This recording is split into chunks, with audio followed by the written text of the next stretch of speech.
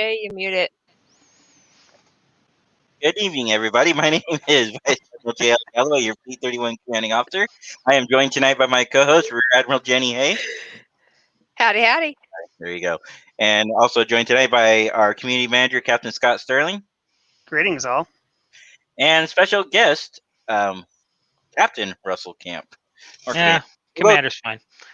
Yeah. And we have some Hey, other everybody. ones coming here shortly, too. Mhm. Good. By the way, you reposted a post that I already did on Discord, Jenny. But I Oh. put it in the live Oh, you channel. put in the live section. Whatever. Yeah, Discord really needs to work on their notifications because one of our boards we have for our ship, it has 30 Mhm. subgroupings, and it just notifications. Someone said something, and I'm like, oh great, I'm gonna spend the next 15 minutes trying to find it. Actually, you can actually create bots that will help Oh, you with those things. I shouldn't have to create bots. One of the close ones I like is the fact that when somebody enters your server or leaves your server, it notifies you who it is, what time they left you. No, I don't want that. I don't want that at all. We have that. My sim has that. So, Ugh. But I agree, because I hate when somebody says something and you have to find what channel they put it in. Give me a minute. That call I was talking about earlier is now going to be coming in, so I'll be gone for the next 5 minutes. Be back. Okay. Fun.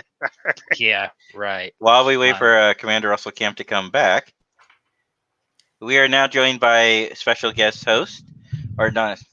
Special guest host. Wow, dang. I know, right? I just I'm moved you moving up in the world, aren't I? I know, right? Wow. I mean, special guest star, Captain Chase McKinley. I'm a star now. You wow. are a star. Well, after that award show, yes, you are. I know. You are a Yeah. star. Absolutely. That was pretty awesome. Seriously, I have to admit, that was really, really awesome. I'm glad we're going to have you on tonight to talk about Season 3 of Star Trek Discovery, which I have been waiting to talk about this Let's do it. impatiently. Impatiently? Oh, Pretty these two know. These two know how much I've loved and hated that season. Mm. Yes. All I Would you know- say that's all pretty I- accurate? Yes. All I know is that Scott promised me a baked pretzel with nacho cheese for showing up tonight. So Yeah, about Wait, you that. did? Wait. But I About thought that. cakes in total. Hey, It's hang on on. its way. Hey, about that, Scott didn't tell me it was for you.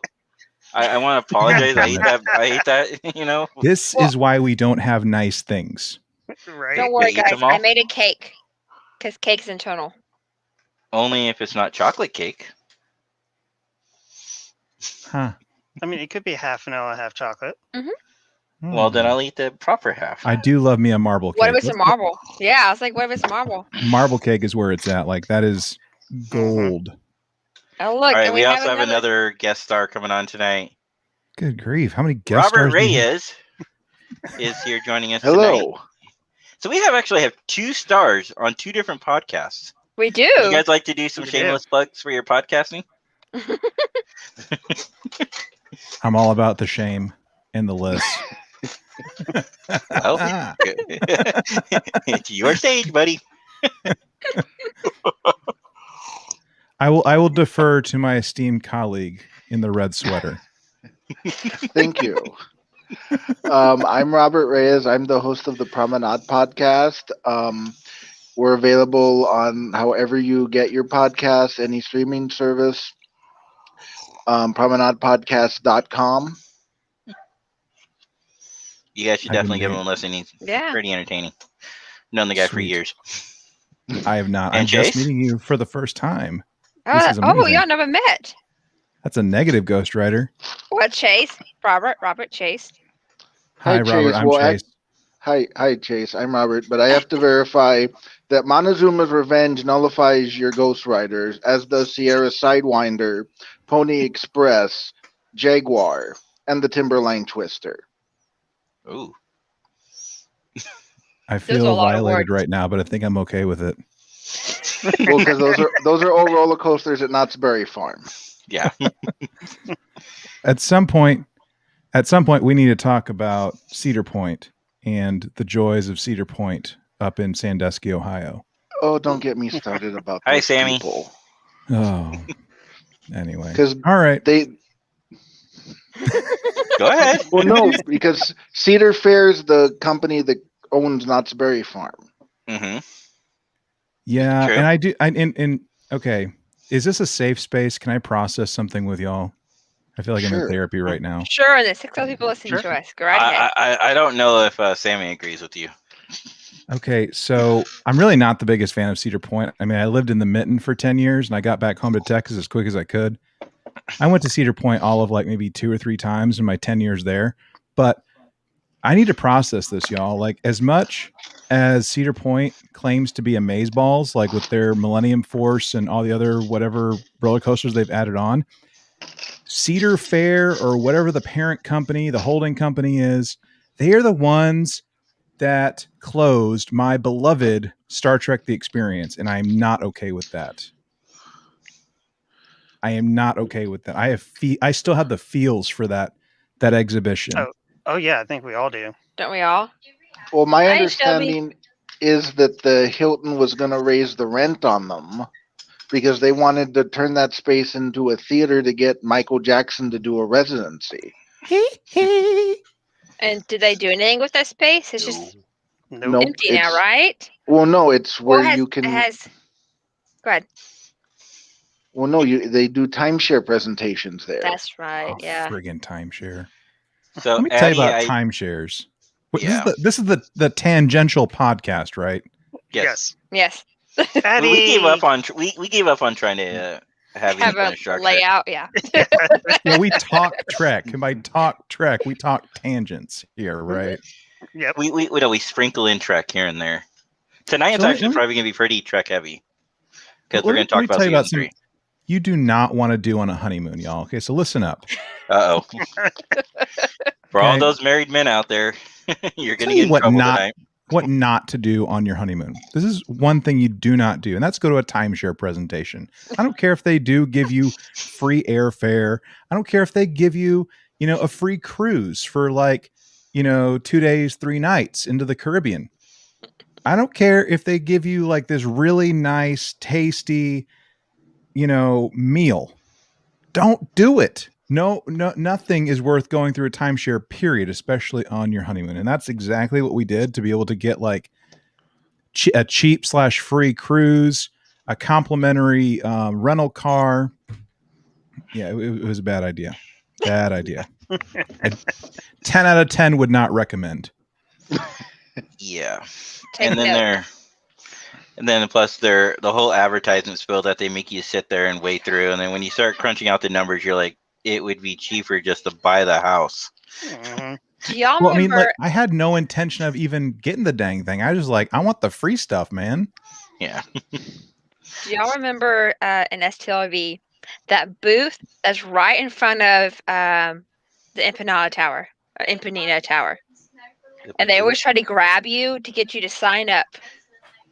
I and think you're like, every hotel has Yeah, I one. just remember this one that they would always try to get you to come over there and sign up and tell you all this free stuff. You know what my favorite And- thing to do was? You know how they always ask, like, hey, how many nights you staying? Today's my last night. Then, I'll walk back the next day, like, hey, how many nights you staying? Today's my last night. It's my last night until I renew it later today. Game time. I just don't look in the face. It's just like those shops in the middle, like in the mall when you back when we went to malls.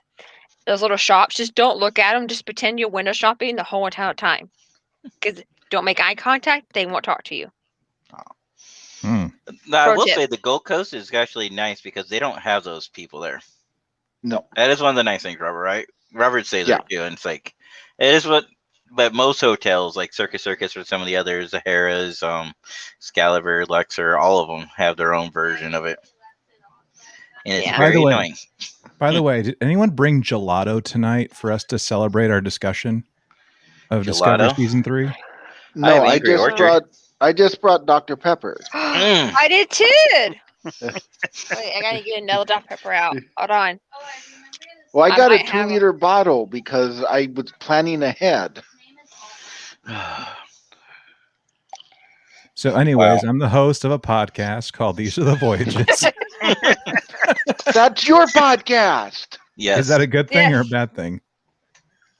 Because you interviewed, didn't you just interview Mary Wiseman's husband? No, I'm not that Or is that- cool.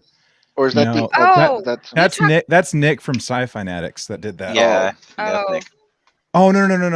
Nick Or from is it, Sci-Fanatics. He interviewed Doug Jones, but no, I did not interview. Oh, Is The it blue Aaron Tibite or Tibite or Tillabite? Y'all know about that one? Oh, the hungry. I don't know about that one. Hungry Trilobite. Yeah, Hungry Trilobite. Trilobite. Triple, yeah. There's another podcast out there. He just did a interview with somebody celebrity famous too. Hmm. But anyways, go on. Anyway, Ben, we just talk, trek, and have fun and stuff. We just got doing an award show live, and last Friday, where we celebrated the best and some of the worst of Star Trek in 2020. And yeah, we publish stuff on the sevens. We're on all the socials: Facebook, Instagram, Twitter, TRTV Pod. We sell merch, so if you want a cool T-shirt, we have stuff at Teespring. And we're on all the things that you can listen to. I mean, our RSS feed goes all the places, so pick one and we're there. Just don't do Apple. Yeah, well, you know. Jay, we're not getting into that tonight. We are not Okay, so getting for you into guys, that no, tonight. for those of you guys who don't know, Okay. a couple nights ago, I was messing with Jenny, right? Because we message each other all the time offline. So I sent her a message, but I purposely didn't talk. And then I was like, and then I would talk in the next. I think I did it twice, and I talked in the third one. Finally, and she's like, "I didn't get your first two."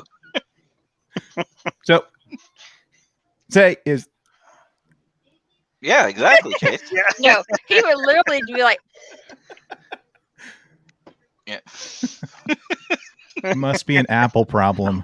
that's what I told her. That's exactly what I told her. I mean, praise God for Android devices. I'm just saying. I Thank you, love Chase. my Apple. Samsung It is the Note best 20 thing ever. Ultra 5G, baby. That's where it's at. LG Stylo 4. Android, boom, done. Mhm. I think you're iPhone outnumbered, Jenny. XR. You're outnumbered. Ooh, Well, we my- are my talking percent. about Discovery Season 3, so we're going to have to bring up that apples are made out of shit. Actually, wasn't it Star Trek? Wasn't Enterprise? Oh, hang on, wasn't it actually the Star Trek reboot series that actually had apples on the bridge? Yeah. Yeah, like the charger or something like that, or the phone piece carrier. They actually installed that onto the bridge itself. The JJ movies? Yeah, Oh. yeah. All right, Courtney's saying something here. Yeah, see? Yep. My family likes us. See, And so here's the family thing. members I go can't pick on iPhone. family, okay? I can pick on you, but I'm not going to pick on your family. That's just wouldn't be My right. cousin. Hey, Courtney, thank you for joining us tonight. We really appreciate it. And also, I saw Shelby earlier. She's my cousin Mhm. also. And as far as And- Michelle, yes, it's not Wednesday. Yeah, we had a scheduling conflict, guys. Usually it's Wednesday, but scheduling conflict. So You know, Yeah, you got to things be happen. prepared for those schedule changes. Well, I can talk about it. I mean, It was Boy I mean, Scouts. yeah, it was just- because I had you to got to go. be prepared for it. It's exactly actually has to do with Boy Scouts. I wanted to right. be at a committee meeting yesterday, and I had a lot of things to talk about. And unfortunately, their committee meetings are on Wednesday nights because our troop meetings are on Tuesday nights. Hmm. So, Hmm. like my daughter's scout meetings Monday nights, my son's is Tuesday nights.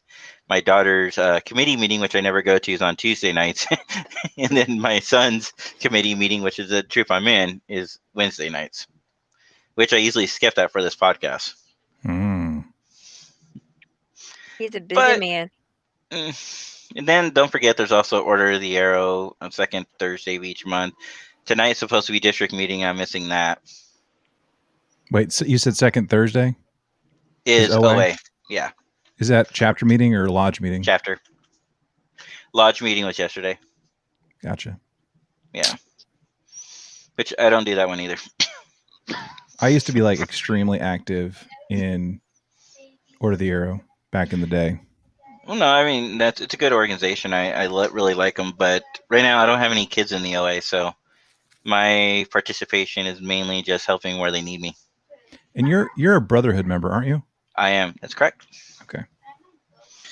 We're Yeah, talking but- code right now for all y'all listeners and listeners and viewers in Viewerland. I would like to say though that 2 of the 3 people that I nominated for Vigil got it. Got it. Well done. Nice. Yeah, so Yeah. so they get to find. Then they know it was me too, because the one thing I hate about the Vigil honor, I know we're going on a tangent, is Jason. Yeah, tell me. You're in what Vigil. do you, what do you hate about the Vigil? No. You're talking to a Vigil member, but yeah, No, what do you hate about here's the what I Vigil hate honor? about the form. The form. I love the Vigil honor itself, but the form is what I hate. Because here's what I would say, Chase, I need to ask you a question, and you'd be like, "Sure, Jay. What do you need?" It's like, "Hey, what other volunteer, or what other work do you do outside of scouting?"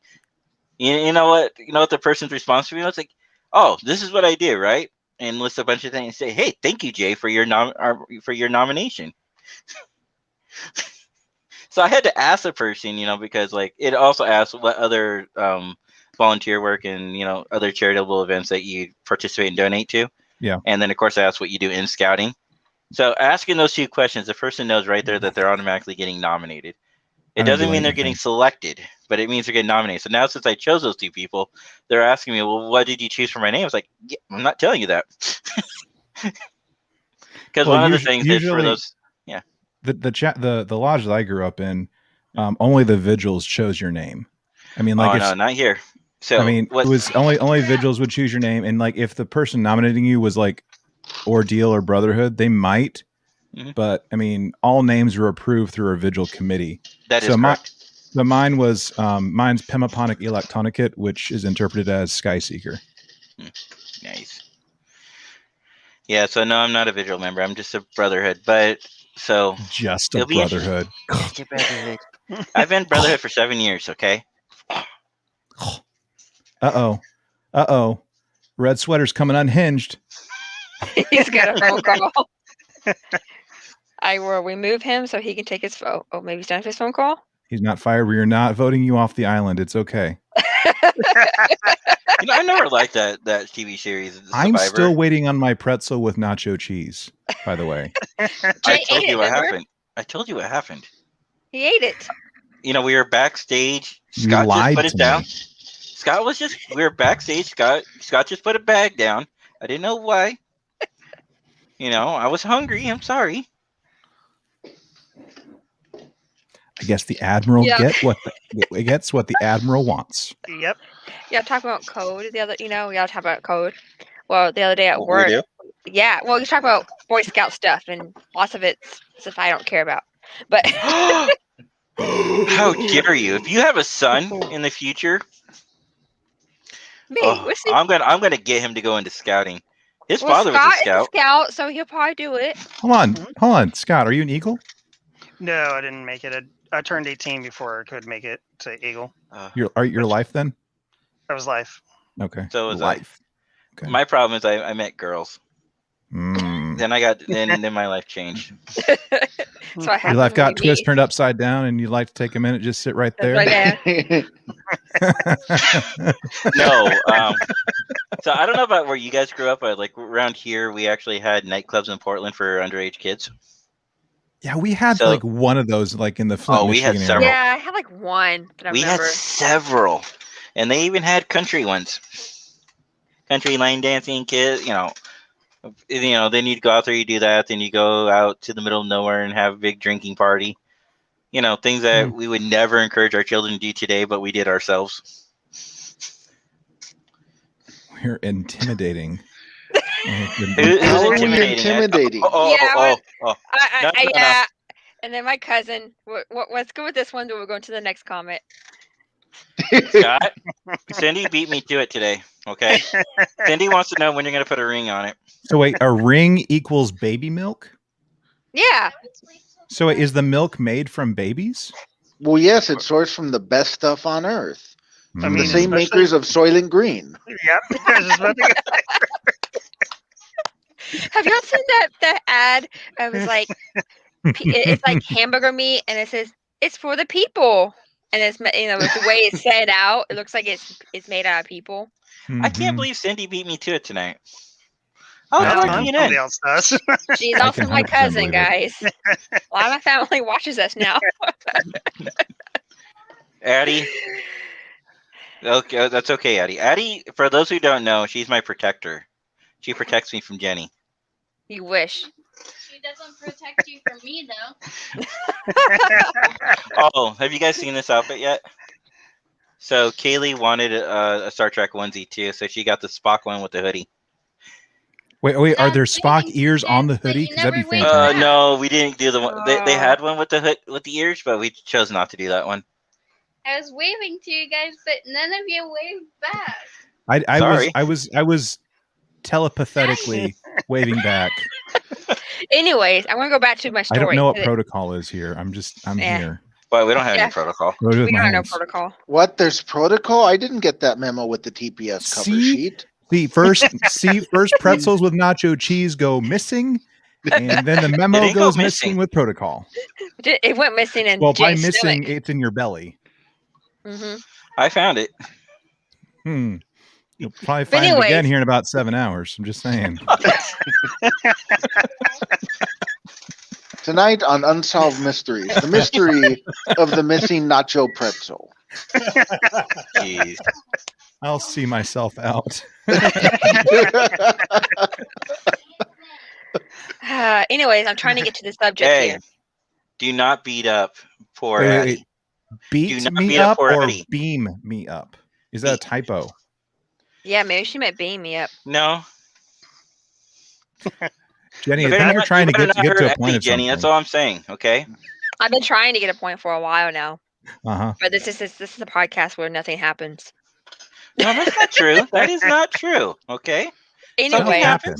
Something back happens. Talking about- to Jenny's story. crap about Wait, code, do you have the story? code words. Yes, I do, and it's gonna help us transition into what we came here to talk about for once. Anyways,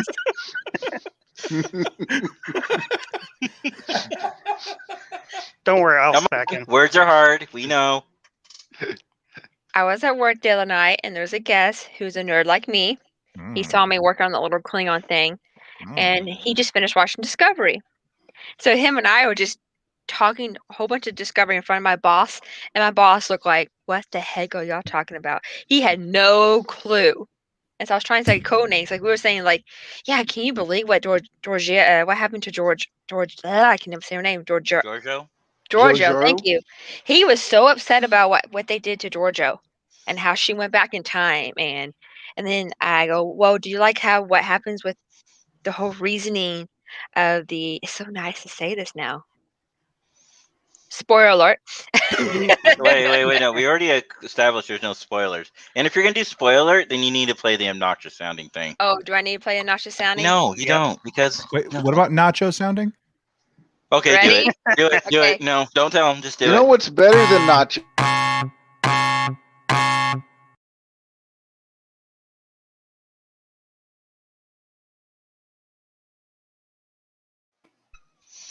What's better than nauseous is a spoiler. Yeah. No, our super fries were basically, instead of chips, it's French fries. Mm. Uh, All right, you Brit. But anyways, it was America, nice. 1776. So nice. Don't I could start talk with about that. Discovery. America. America. Cheers.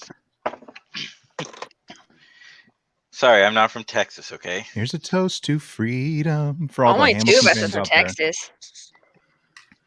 We have Remember, two people freedom from, isn't really free.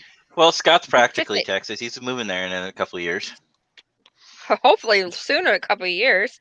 We've got to get Mm. permission from the ONI. And then what? The DHS, the DOD, the DHA, all those The guys. LMNOP, CIA, QRS, QV, the SGC. Starfleet, you know, Speaking of Giorgio, Giorgio. Philippa. Giorgio. Speaking I of like Philippa. Philippa. Giorgio. Yeah, Yeah. Giorgio. I hope she used the GDO so she didn't smack up against anything when she went through the thing. I'm just saying. Did she dial home? I mean, Carl did, but Well, did actually, she she didn't dial, dial period. home? No, remember, she didn't dial. She didn't die, period. I'm saying Guardian Carl dialed. did. I Guardian, that's what I yeah. said. Yeah, Carl. I said Carl did. Oh, I thought you But said she- Giorgio did. I'm like saying I hope she dialed home and used her GDO so that she doesn't, become a bug on a windshield on the other end. I mean, I wouldn't mind if she Just did or have- didn't. This picture of her just whacking right into like a random Starfleet video, and they go, "Where's your wipers?" That would have been pretty funny. This is why I like your family, Jenny, and why I'll never pick on them. My family's been picking on Scott for For a years while. now. And Cindy And- says we're fun, by the way. So Still? does Addie. Yeah, Addie said that too. Oh, The center seat now with more fun. Yeah. we can create that. It's a T-shirt now and a bumper sticker. Yeah. Don't give me ideas. Here's an I'm just- idea. No, I just bought a Cricut machine. I can make T-shirts. Hmm. Does anyone have a 3D printer? Because I'm really looking to 3D print something. No, but Makerspace in Dallas has one you can use or borrow No. or.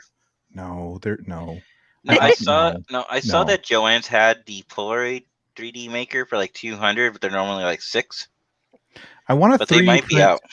I want a 3D print the rocket pack from the Rocketeer and the helmet from the Rocketeer. Oh, And I thought then you you just- can 3D print a Spock helmet for Jay. You mean no? It's for Mike Tripp. We already established Uh-huh. this. mhm. Yeah, we're starting a GoFundMe. Rank We can buy a has its vintage one privileges. for Jay. Chase, practice that line with me. Rank has its privilege.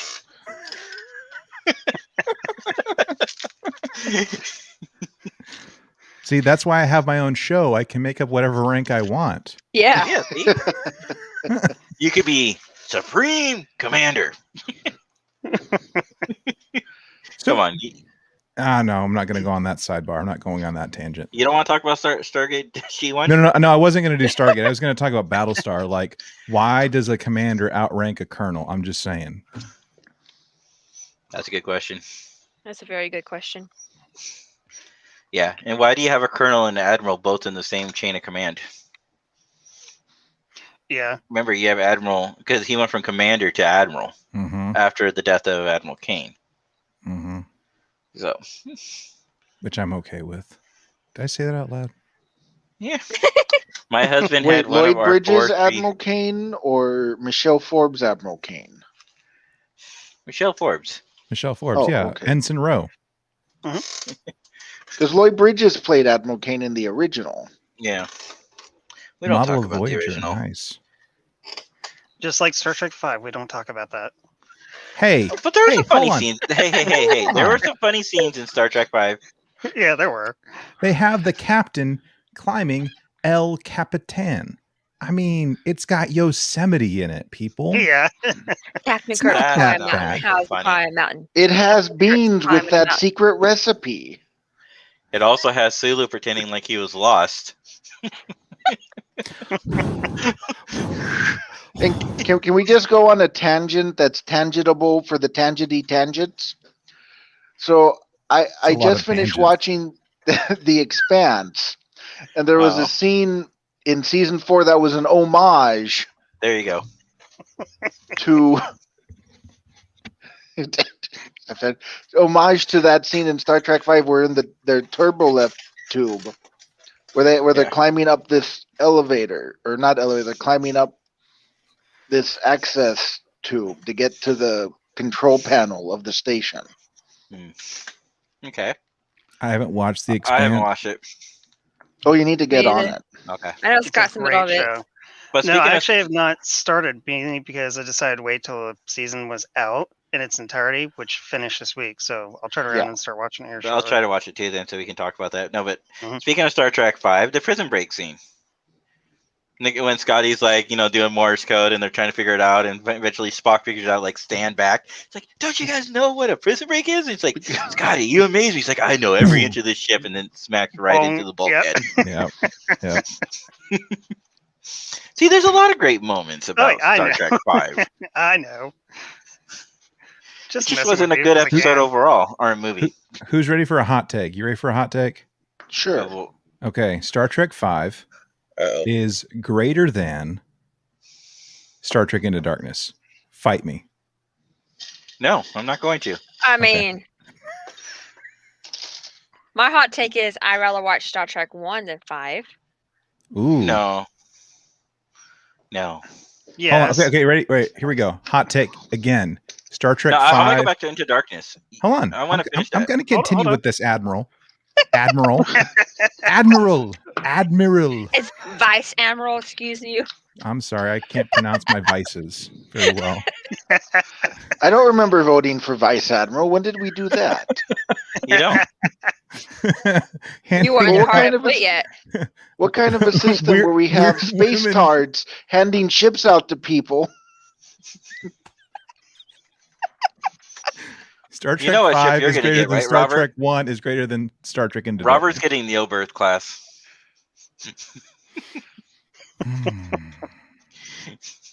Well, I'm Tangents naming must it the have Gina tangents. Grad, so I'm fine with that.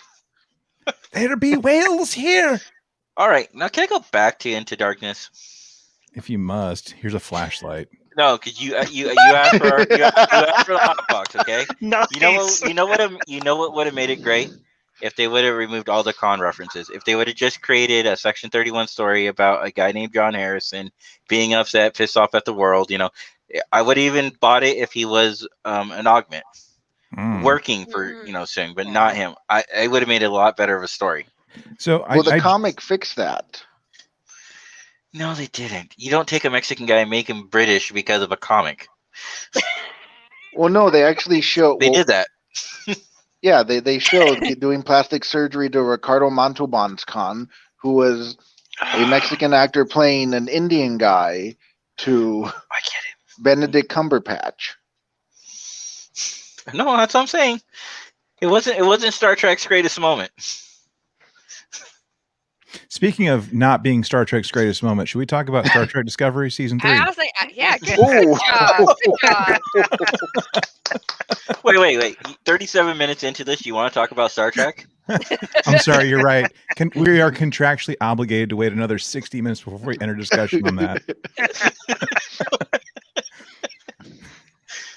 Jenny, you don't have to work tonight, right? Nope.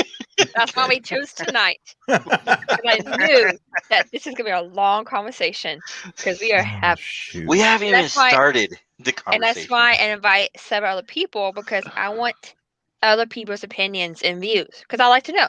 That's probably one reason I work at where I work in hotels is I like to understand other people's logic and their histories and their families and Probably anyway. gonna tick some people off with some of mine, but that's okay. I think we all have our own opinions and views, and this is Trek, so we all believe in IDIC. So We do? Can I just We smack him do. now? yes, babe, you can. Wait, did Come on, babe. Come on, babe. I will Just say, smack I him. will say, Star Trek fans believe in IDIC. Okay, that's why I say we as in group Okay. believe I'm in gonna it. say we as a society, it's a different story. But we're not going to go into that. Yeah, because then we'll be skirting really close to politics, and let's not do Yeah. that. What? Who's this? Rudy wants to know what game he needs to download on his iPad. Star Trek Fleet Commander Timelines. timelines. Timeline. Fleet Command is a waste of time. I haven't played Timelines in ages, but I know Timelines is better. Well, What's- Fleet Command just has the name Star Trek. It literally is just a little game where you go, you build up an empire. Mm. You have an oil Mm. refinery. You have a ship, a shipyard. It doesn't really look What like it. It's based Pixels. in the Pixels Kelvin. was decent. Is Yeah. still around? I don't know. And Cindy, tell him he's welcome. Most welcome. And apparently, I need I- to meet this Rudy.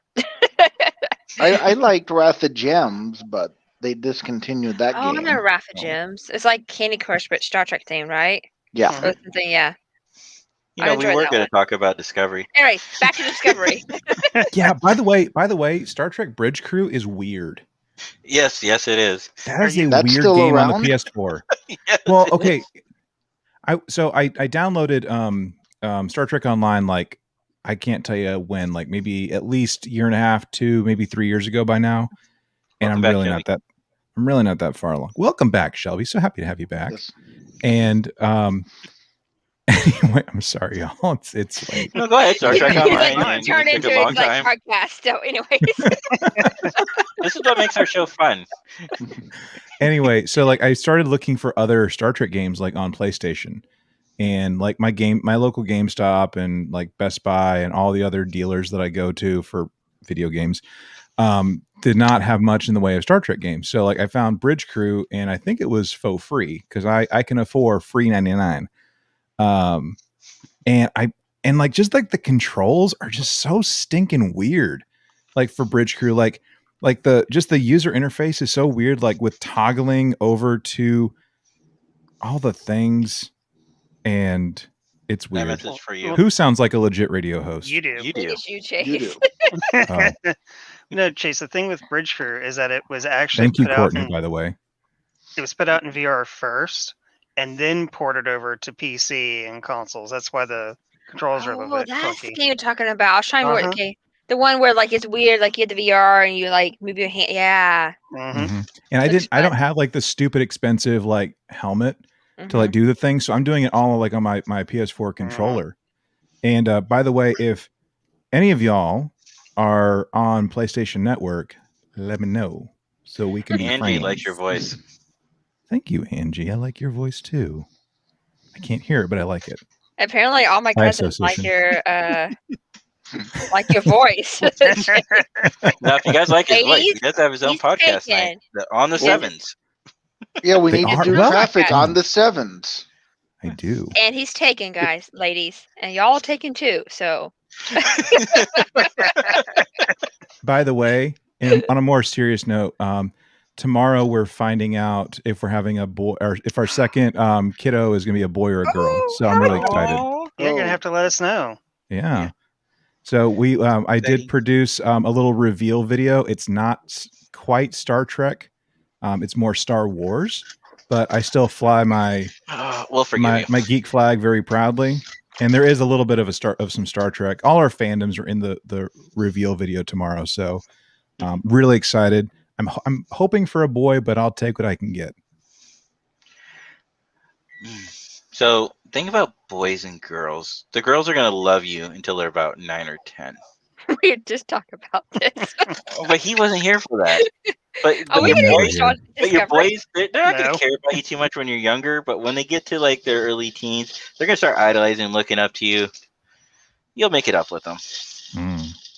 Yeah. Before Well, that, they get a apparently- little rowdy. Apparently, people know your wife and knows that it's gonna be a boy. Aw. You know, funny enough, everyone is Team Boy right now. Everyone. Babies and weddings. Baby. And Addie says, I'm a real boy. Addie, you can be whatever you want, as long as you protect me from Jenny. If you want that protection, you got to pay her in potatoes. Yeah. Mm. I've Potatoes. never met a true. potato I don't like. This is true. Apparently, you never had Dollar Tree potatoes.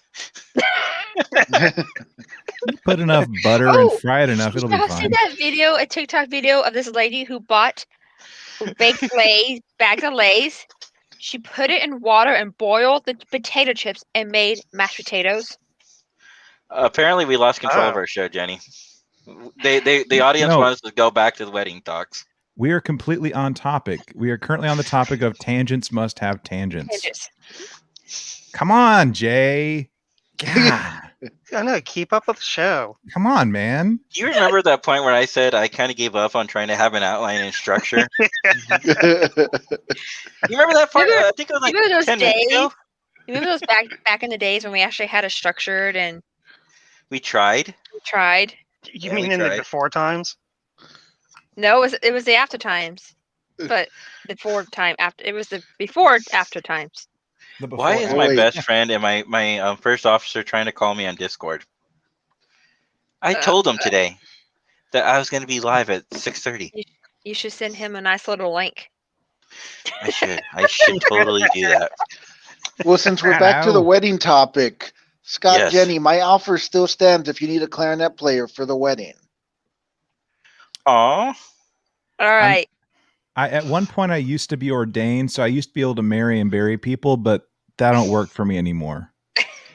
Here's what Addie said. Aw. Aw. Wait, Aw. we done. had somebody who's going to officiate our wedding. Who was it? We JP. talked to was it JP? Mm-hmm. Well, That's right. JP, our friend JP is apparently remember, I play an admiral. I'm not an admiral in real life. Lies. That's just your cover story. Hey, I don't want to do a wedding. Knock it off, Chase. well, hey, your daughter's gonna be our flowers girl. Didn't Oh, you is know she that now? already? No. I'm going to be the flower boy. I already claimed that. Remember? Oh, that's right, in that video. Mm. For those who didn't see, it's a TikTok video. Go ahead, Jenny. Explain this video. This TikTok video of this guy in his interesting little outfit, and he has a little fanny pack, and he's flying little petals while he goes down the wedding aisle. Listening to rock and roll, and of course the audience is going nuts. I mean, you got to do it in style, man. Yeah, that's what I'm saying. I'll be that guy. So Alright, are you so always Yeah, wearing well, it like worked out for you, like Jenny. cut off sleeves and cut off trousers and stuff, and like wearing like a I totally mullet would. wig or And something? I'd wear the straw hat. You know. You need like a mullet or something too. I mean, like to Oh, really sell yeah. it.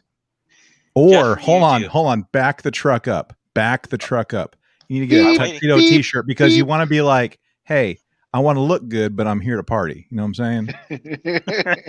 So, Jenny, Scott, I want you guys to meet my my manager, Chase, Hello. my talent Hey, manager. Scott, I think we have a wedding planned, and he hasn't proposed to me yet. I know. And JP. Look at what JP stands for.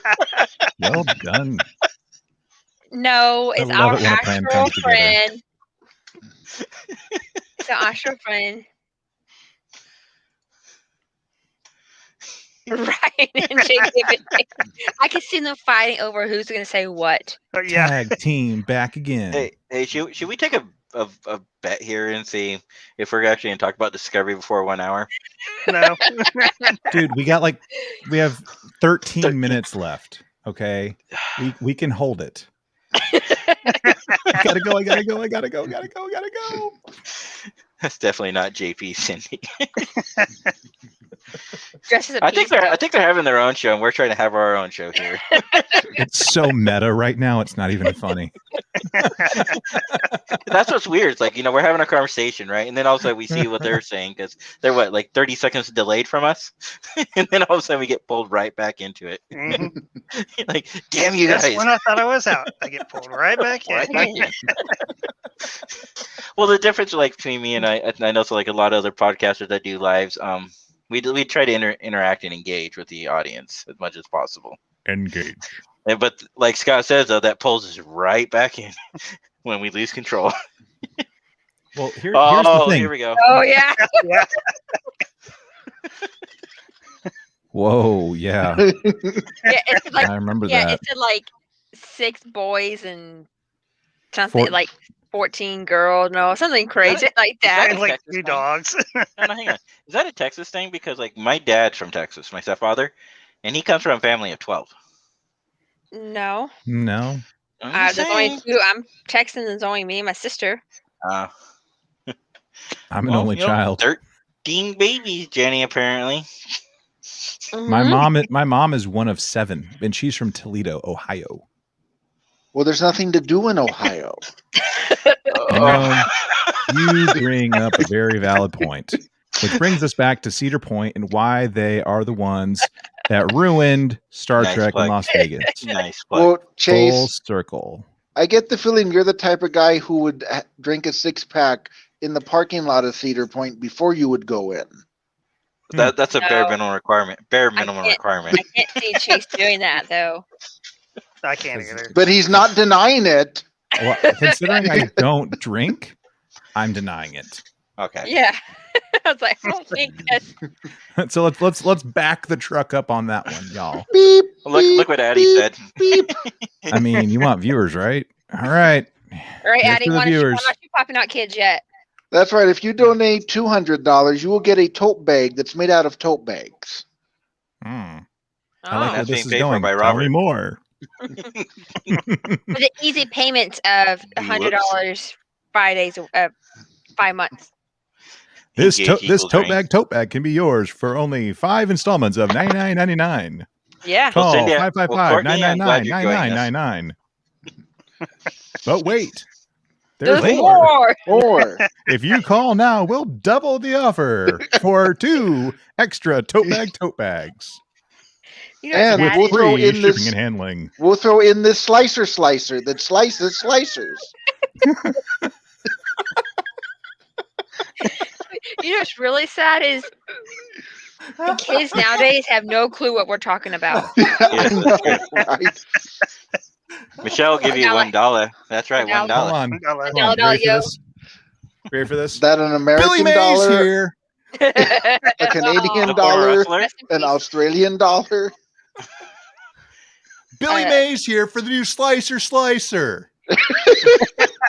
You know Billy Mays used to be a professional wrestler, right? Mhm. What? Yeah, Yeah. he was a professional wrestler. He actually, that was the funny thing is he sucked as a professional wrestler, and he also sucked at his promos. But when he actually had his own TV or his own infomercials, he actually got pretty good at it. Then he tried to make a comeback. So for everyone talking about $1 right now, Yeah. did you know that you can get a 20-minute phone call for only 99 cents? Ooh, 1-800-CALLATT.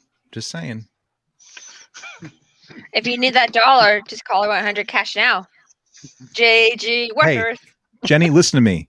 Listen, focus right here. You ready? Okay. It's my money and I need it now. Focus. JG Workers. 8666 now, whatever it is. 877 cash now. Chase. No. Chase, just give it back to me when you're done. Thanks. Your name's not Wait. Chase. Aw. I'm gonna put my dollar in the pot. I don't Wait, which- have. Do we not can do my flush. credit That's card. not going to do anything, dude. Just saying. Or I how have about a my credit card? Here. What? Here's a card. Oh, there you go. I got my Yeah. AAA card. What is that thing you're holding, Robert? It's green and long. Like It's who cash uses money. cash? Who's cash money nowadays? Well, how do you Wait, think I I paid know for the that Dr. too. Pepper? Addie, thank you so much, Addie. We really appreciate that comment. Are you really trying to plug us? Are you really, Chase, trying to plug us into tonight's episode talk? Yes, he is. No, trying to I'm help. not. Not for another 7.5 minutes. I'm not. He's still waiting on that bagel. Bagel. I thought it was pretzels. It was a Pretzel. pretzel with nacho cheese. Come on, Scott. Okay, so Apparently what you're getting a happened bagel. in the green room what happened in the green room? Explain Hey, this. No. What happens in the green room stays in the What green happens in room? the green room stays in the green room. I'm just saying, y'all. We Okay? already Okay. discussed it, okay? We just discussed it on live air. We just discussed it. Pat, Had to I'll do be it. right back. Oh, Kitty. It's a Yeah, grudge. meow. He has a grudge She's- for you. Wait, hold on. Wait. She's a queen. nice. Kaylee, do you know my... Well, in timelines now, be once right you back. hit your 5-year anniversary, you get a grudge to use as your cover photo. Oh, Oh. that's pretty Oh. cool. Oh. Wait, your 5-year what? On On what? 5-year. Well, Star Trek Timelines just turned 5, Okay. and everyone who's been with the game from the beginning, their 5-year anniversary, they got a free grudge that they could use as their avatar. And they said from this point on, whenever players hit their 5-year anniversary, they get the grudge avatar. You know what I say to that? I say grudge. grudge. I can't wait for that panel at STLV. I know. Now She's a here's one. queen. So She's would a you queen. think they would have grudge? I had the patches too somewhere. But at STLV, you think they're gonna have grudge come over? Like people can like get pictures with grudge? No. Yeah, because they did it with a No. Grumpy Cat at the Internet Cat video. Yeah, right. You can't get a cat to say no. Yeah, Grudge did. can. Or not Grudge. No. Grumpy Cat People did. start accusing you of Charizard. animal cruelty. No, I'm So, pretty sure it's no. So Jenny, this is what you need to do, or Jay, or whoever's in charge of the things right now. Mhm. Wait, So we have so many here in cards. here in like 7 seconds, you need to start the 5-minute countdown for Discovery. I'm just saying. It's the final Hey, countdown. we could recue that music, or we could just cue the 30-second countdown. Jenna, we have the 30-second countdown too. We do. We have 30-second countdown. Hold on. But that's not that's 4.5 minutes too short. And it's not the final countdown. It's just a mini count. It's the mini countdown. Well, Chase, you're going to need that extra 4.5 minutes to prepare for the jump in. It wasn't a cat. We can't see that. Images. Wait, Mike, well, we can't see images. It Yeah. wasn't a cat. If you What put it wasn't in a the cat? Discord chat, I can bring it up. I should have Discord open. Is Mike on our Discord? Oh, I don't know. Hey, Yes, I know. hey. 1 second. guys, you know we have I'm a not. Discord. No, I did not know that. I'm learning new things today, Hold on. like Yeah. people Hold on. eating my pretzel. How many times I have Well, to at lea- say that I'm not sorry for that? Well, at least 3 more times. Well, I'm at not least the sorry, I'm pretzels not weren't sorry, I'm not making you sorry. thirsty. And there's a That's why- Discord link, but apparently That's why I I have need coffee. Oh, look. Somebody was smart Mm. behind the Are you Scott's scenes. always following on- us on Twitter?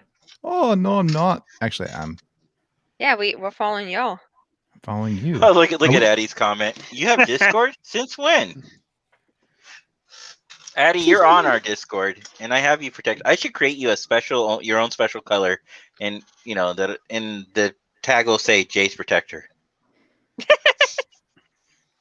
Wait, am I in this Discord or is this a different Discord? I don't know if you're in this. This I don't one's think you're in. secret. This one's publicly Hey, secret. Hey Scott, can you put in the private chat so he can actually click on it? Already did. have. Okay. Oh, there's 4 That's messages in there. cute. Ooh. All right, he sent Wow. it to me. Now it's gonna open up Discord. I don't know if you want to. Do I want Of to course, join this Discord's Discord? funny. Am I going to Yes, regret it it? can be yellow. Yes, Addie, it can be yellow. What? It's asking me what should everyone call you? What should everyone call me? Whatever you want to be called. I do not want to be called late for dinner. How about the ladies, man? The ladies' man. Hey. You're already getting all the ladies' attention tonight. You can be called Riker. Where's Riker your it is. Battle of Cavathier? Oh, Where's there your you go. Riker? He's not behind you. Chase, Beep, boop, beep, shame boop. on you. What? You don't have Riker behind you. He's not. Dude, oh, he's right here. You made it, Robert. Oh. Yay! There Discord he said you is. made it. There's Riker. There's my boy. I thought he got lost. There's my It- tag one. It's like Robert with the red sweater. You got to have Riker behind you.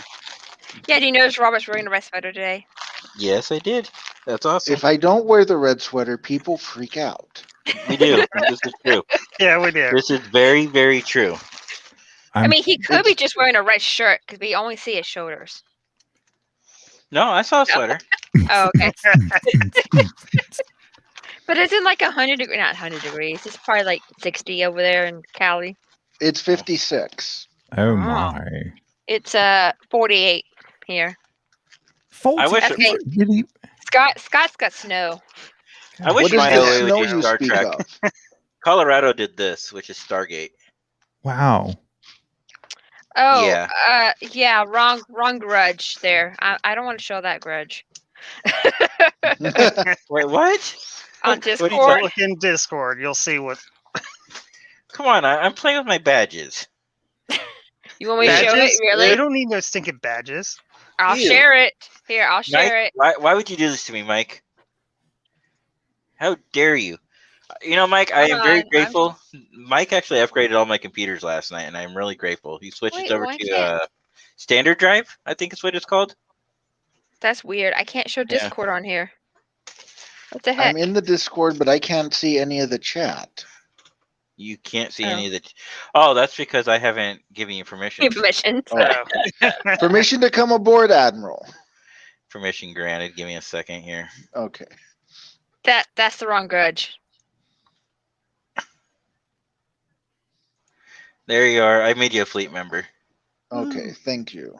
Yeah, He's a fleet member. He's Who is medicician? I don't know. What in the world? Why?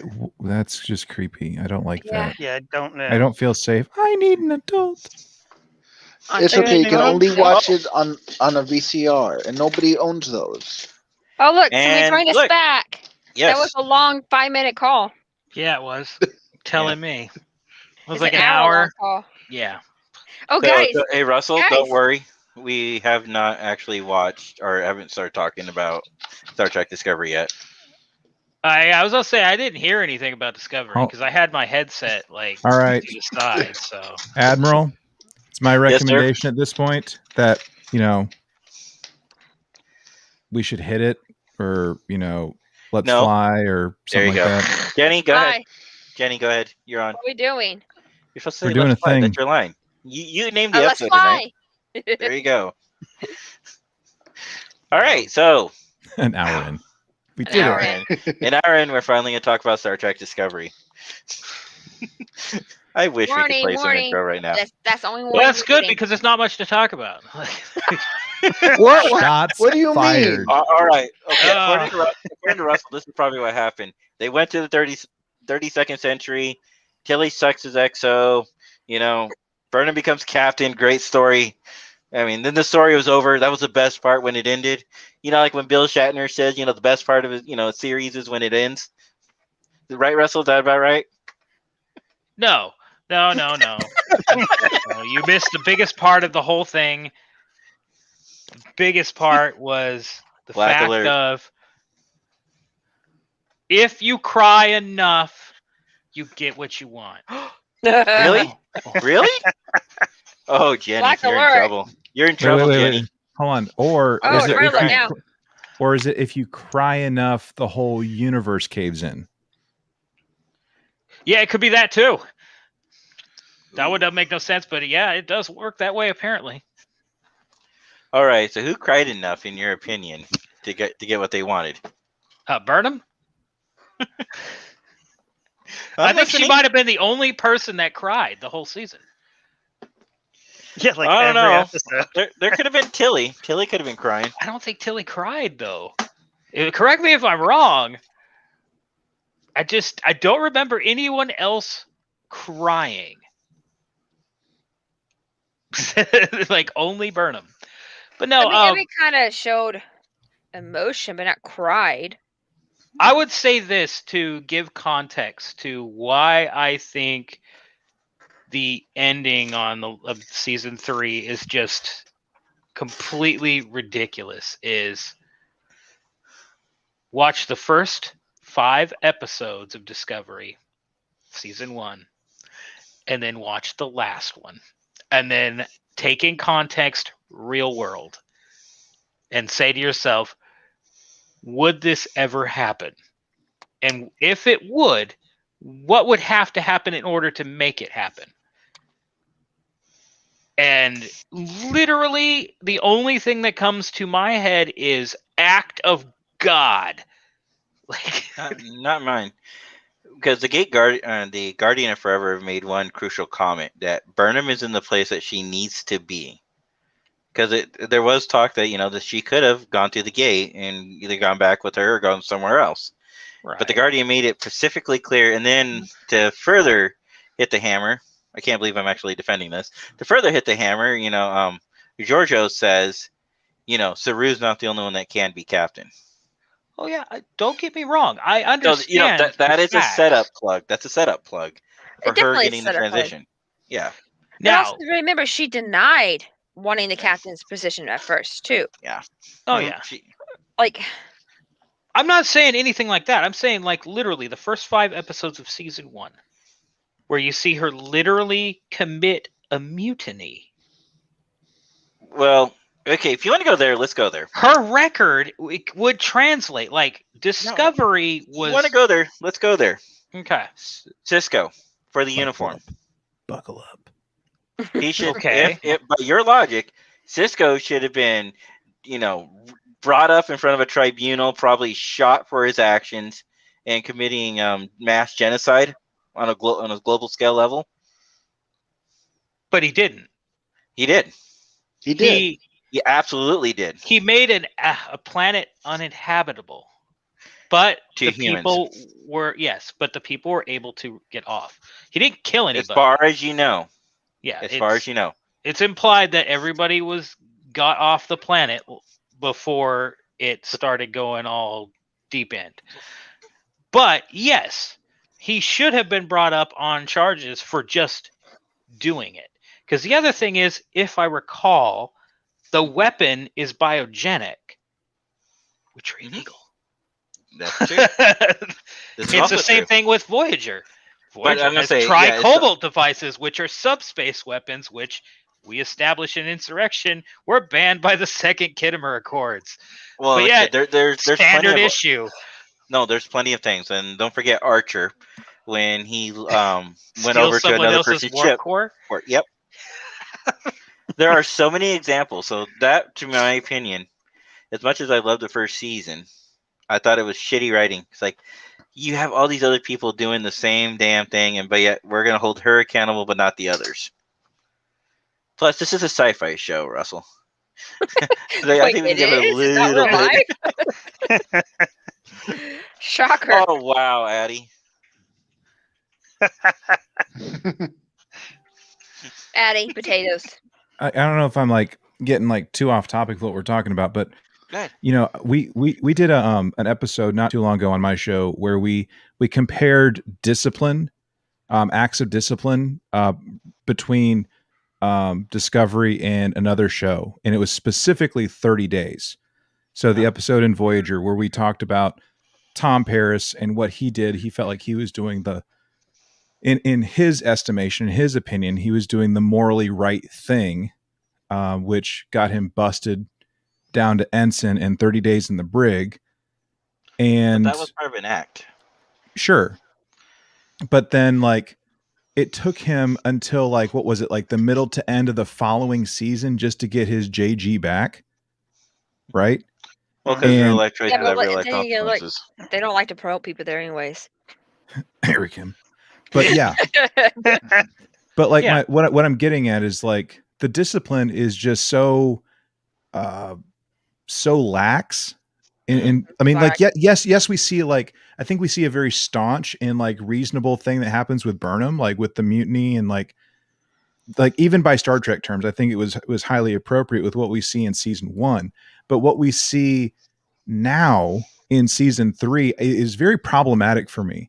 Like it was just like you get a stern talking to and a slap on the wrist. And by the way, you're no longer, XO. Now you're just chief science officer that just so happens to be able to go to every single meeting with Admiral Vance. Something seems kind of weird about that. And now like despite all that, now it's like, yeah, Saru and I'm not letting you decide, but yeah, we want you to be captain now. Like it doesn't add up. And like just looking at like how we've seen discipline take place across all the shows, it's not consistent. Not that I would necessarily expect it to be, but I'm hoping there'd be at least some semblance of it making sense. Well, I think that's the whole thing about the 32nd century is the fact that Federation's in shambles for the most part. I think it was 38 planets now or something like that makes up the Federation. Yeah, 30 something. 38 member planets. Well, 39 at the end of the episode. But we're talking before that though. Yeah. So 38 at that point. There is 39 by the end of the series. Mm-hmm. But so you have 38 of these planets are still part of it, and they can't really protect them. So Starfleet is in survival mode before Michael Burnham and the crew of the Discovery come. Now, as far as to go back to addressing what you're saying about Saru should have never been captain. But on the same token, Saru needed to have that story arc. I think when he comes back next season, what we're going to see is probably either Ambassador Saru, maybe First Officer Saru, kind of like, he might pull a Spock and take a step back. Because Saru still needs to learn. But Michael Burnham isn't perfect either. But I think, like they were saying with the Guardians of Forever, she is the right person for the universe at the right time for the right moment. She is what they need because she spent the year. Saru's not going to come back. Well, next year is his last. It's his last contracted year. Yeah. So He'll it be might be a back. thing where he'll be back in like in sporadic events. I think. I think so too, but he's gonna be back for the first episode at least. Yeah. Well, Right. like, I Hold think on. I think you had it on the head. I think he's going to be back as an ambassador. Yeah. Go ahead, So Chase. so Sorry. so here's the thing. Like Doug Jones, yeah, this is whether this is his last. I mean, it's his last in his contract, right? Doesn't mean he Yeah. couldn't extend it, but Right. I mean, the Discovery cast, they went back to start production in November in Toronto. And Doug Jones, who was just on an interview with Sci-Fi Addicts, who's based out of Australia, they had just interviewed him right after the season wrapped up almost a month ago. And he was just arriving in Toronto to start production. So I would hazard a guess that Brother Man's probably not even going to show up on Discovery until maybe the middle of the season. I would not expect him in the first third, to be completely honest. If he is, I think then he'll be back in the that's first cool. episode. And if he is, it'll well, probably no, just because be they like left him. left him back on Kaminar. Kaminar. yeah, Kaminar. Now, but going back to what I was saying about Michael Burnham's character, though, the whole series is based around her character, and I do take your guys' point where they're saying that it's unbelievable, it's unrealistic. Well, 32nd Century Federation to me is unrealistic and unbelievable, but I'm giving it a chance. I'm trying.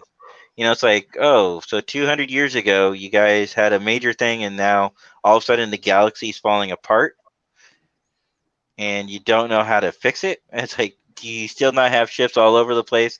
Do you still not have the capability of doing Well, communications? they don't have ships, remember? They do. They just are not warp capable. Right. So it's hard to get a hold of them. Well, they're warp capable, but all the stuff went planets, bye-bye. yeah. But the planets are still there. The resources are still there. Yeah, they might be short on dilithium. They're Mhm. short on dilithium, which is one problem. The Mhm. other problem is, for the longest time, nobody knew when he was going to have another fit. So, because of that, You're talking about the boy. yes, They don't run with the warp cores on when they're not going to a specific place. They just don't do it because for risk of literally dilithium going inert again, and boom goes the ship. And at the time, they don't know it's that guy either. They just don't know what happened. They just knows that something happened. Nobody knows why. Nobody says. Nobody knows how. Nobody knows if it was purposely done. It was accidental. It was a natural occurrence. Nobody knew anything about it other than it happened, and it could happen again. Can we talk about that? Can we talk about the reasoning for the burn? Anybody else here think it was the most stupidest reason ever created? I think it's the Hey, did you know what award I gave it, right? What? The biggest WTF moment. Mhm. Which is? Su'Kal causes the burn. it's Biggest just- WTF moment of the season. yeah. It Of makes all of Star sense, Trek and in then it doesn't. 2020. Mhm. It is the biggest, but there is another WTF moment which we haven't discussed. Well, we've discussed off air, but we haven't discussed on air yet. Oh, there's a big There one. are two of them. There's two of them. Tilly in this becoming season. first officer? I'm kidding. Yes. No, But the we'll get back biggest to one that. there. Okay, well, there's three of them then. Go ahead. I'll get back to Yeah, that I'm after I going talk to about get in. Su'Kal. So Yeah, Okay. Su'Kal is, a lot of people, I call him a tricorder. A lot of people call it a MacGuffin. He is, in one character or object, the root of an entire plot.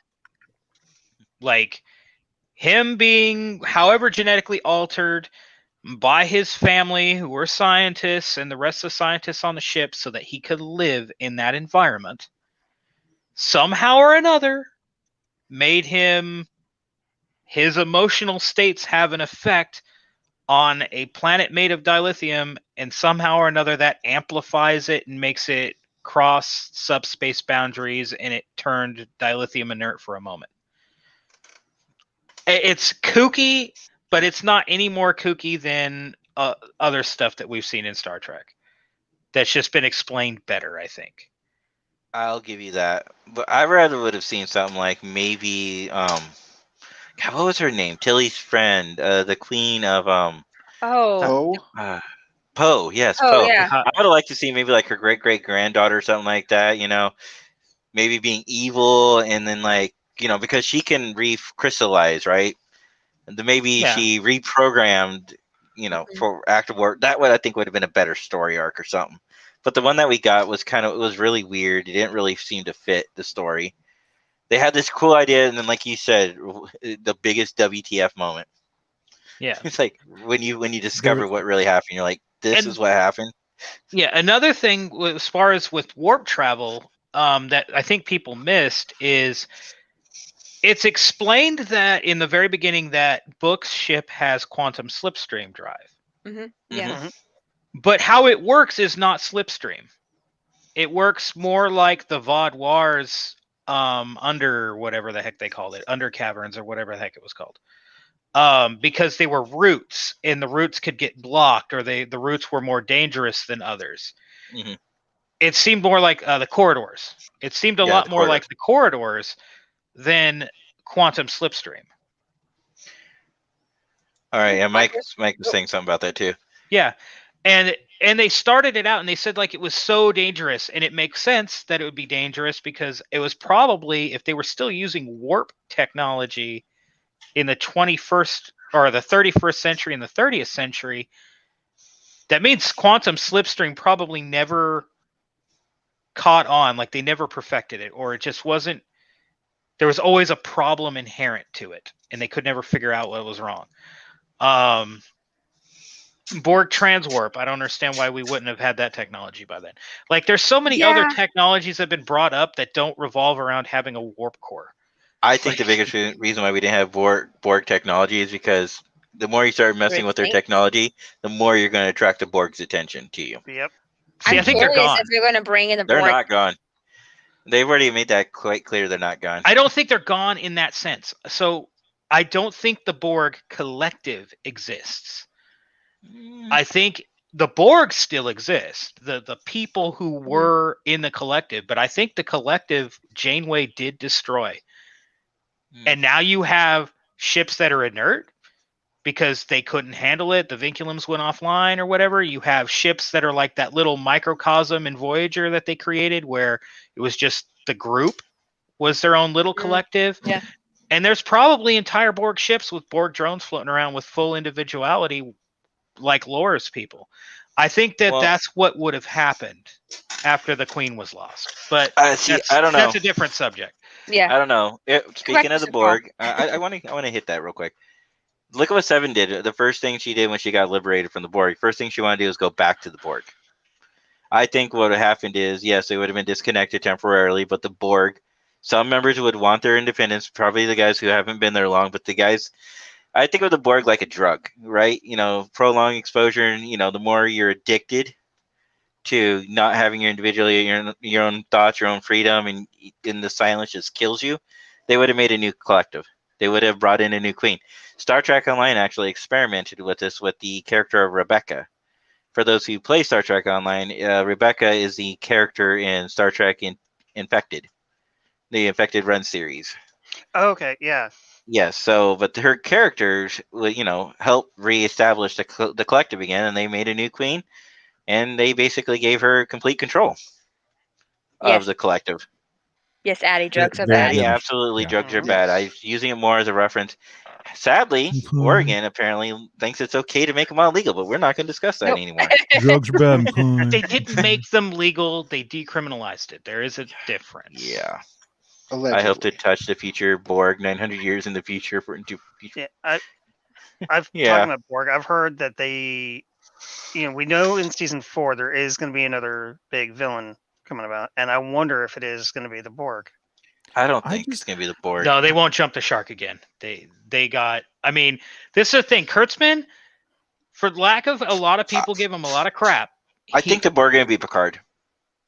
That's possible. But that makes sense because Picard has that link with the Borg. Well, he has a connection, yeah. And we see people on the Borg ship, and that's another story. But anyways. Yeah, but as far as, I don't think they're going to jump the shark again and make the villain of TNG come back in another series like they did in Voyager, because one of the biggest things in Voyager is, mind you, there are some great Borg episodes, but I really think that Voyager desensitized the true terror that could have been the Borg. They made them too personable. Is the easiest way to put them. Mhm. Like, the other thing is you had this little science ship that was a long-range science vessel, basically like thwarting them at all get out in their own territory. And a Galaxy-class starship, now mind you, there is a technological difference between the two, but the Galaxy-class starship was getting its getting used as toilet paper against one cube. And you have Voyager going up against like 3 cubes in Dark Frontier and holding their own. And it just it strained credibility over time. Like like how Voyager is able to do this.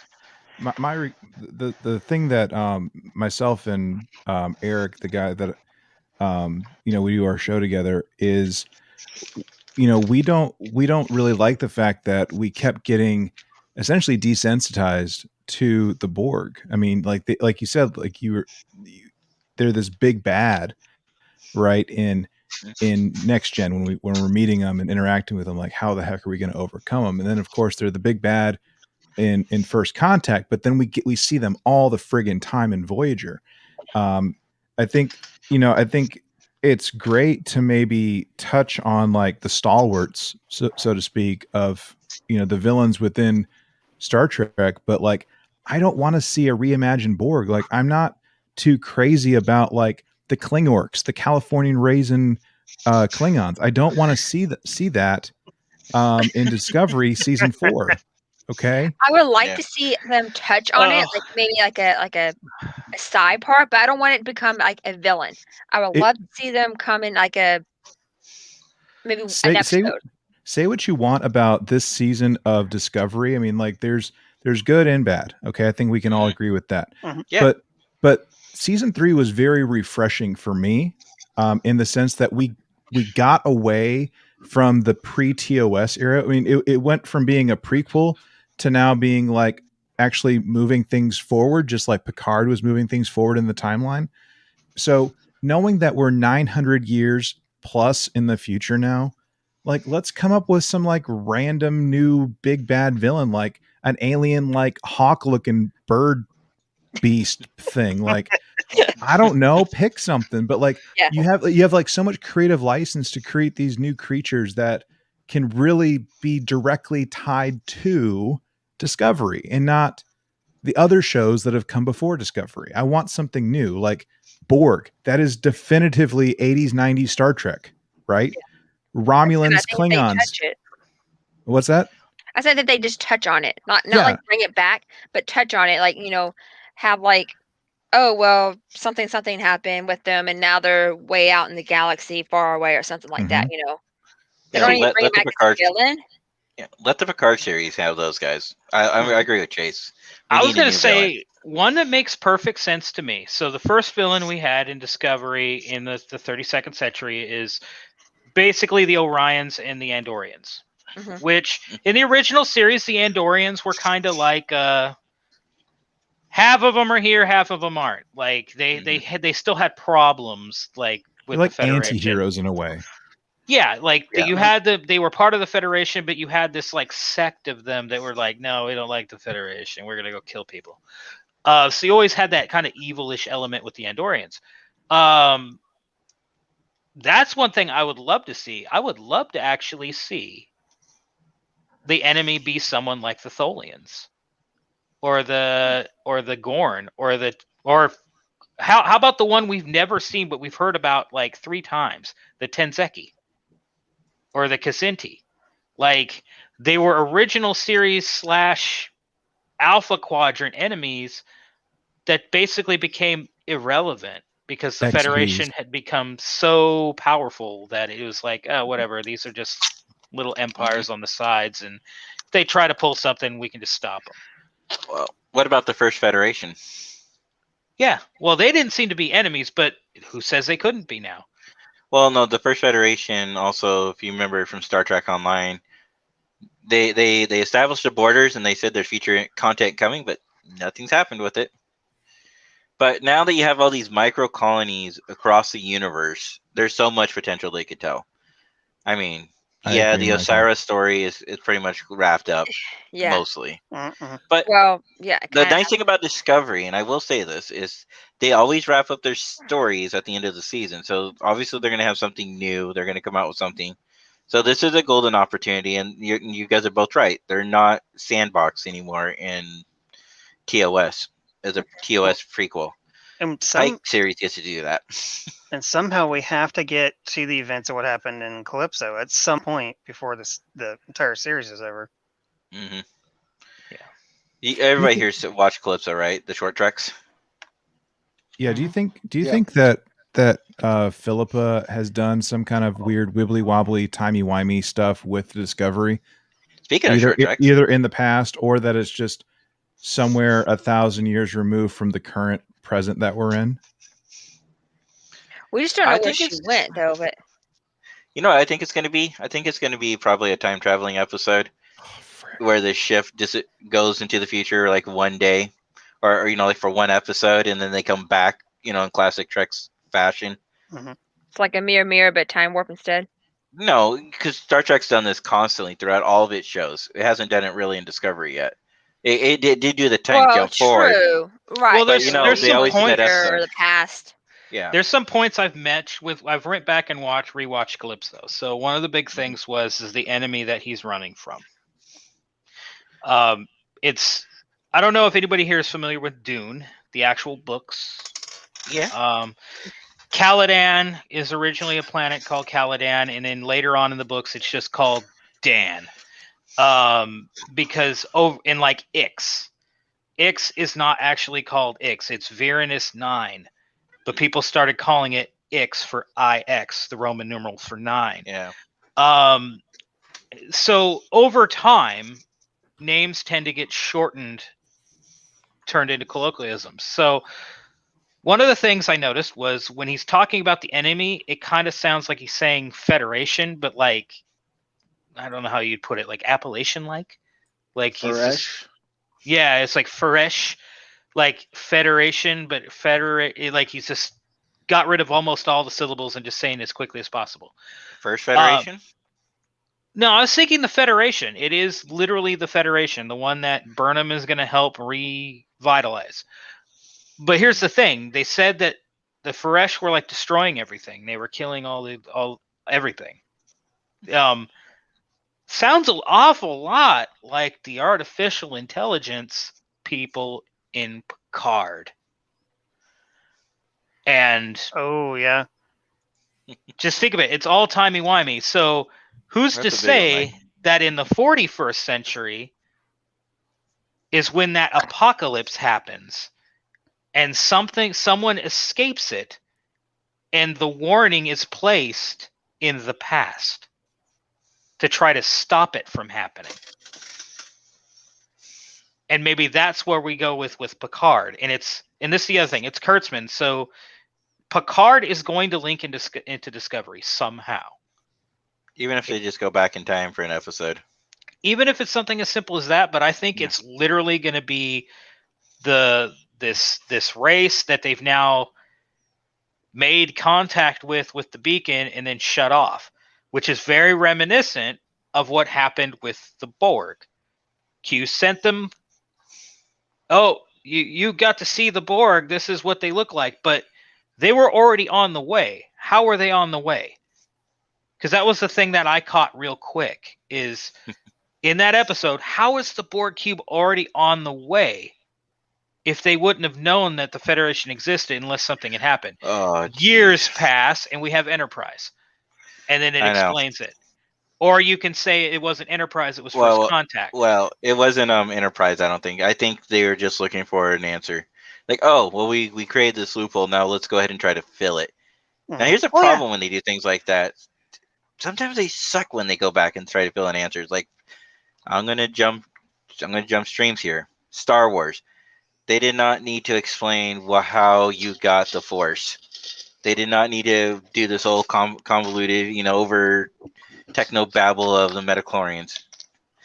Same thing here. You didn't really need to say why the Borg went back or why the Borg were coming in the first place. I felt like it cheated it. See, I felt like there was a plan in place but it was probably something that was supposed to have been solved in the show. And just over the course of writers, because you got to remember that was right around the time when Gene was in bad health and he was kind of checking out. Berman was taking the reins more commonly. You had Braga getting more power.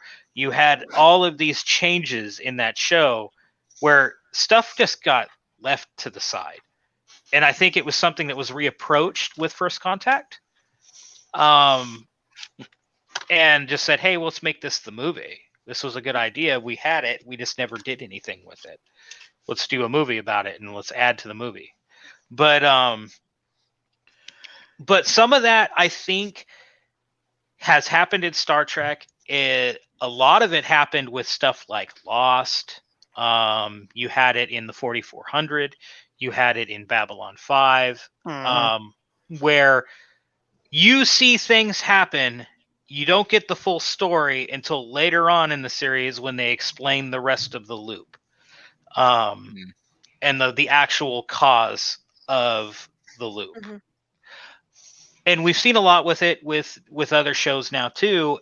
And I think that a lot of people and viewers have kind of grasped onto it. They like that sort of Deus Ex. And with that, I think Kurtzman's kind of doing it. But now he's doing it he's doing it for the long haul on both series. Well, I appreciate his attempt. I just don't know if it's something that's actually needed at this point. That's something you probably want to do like after you get like 4 or 5 seasons in and you're looking for ideas to continue going forward.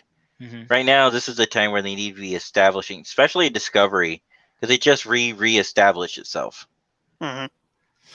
This isn't the time. I don't think they need to be finishing up narratives for previous episodes or previous loopholes. But if they do, they do. I mean, it's going to be a pretty good series. Now, I do want to say, even though people think I've been negative, I actually did like season 3 of Discovery. There were just certain things about it that really got under my skin. See, I'm putting forward my gripes first before I get into what I really liked about season 3. My biggest gripe, season 3, bar none, as you were mentioning, was Tilly. I love Wiseman as an actress. I think her character is great. I love Tilly as a character. Monumentally bad choice of the writers and staff to make her a first officer when there is a blaring elephant in the room, which is pointed out in an episode.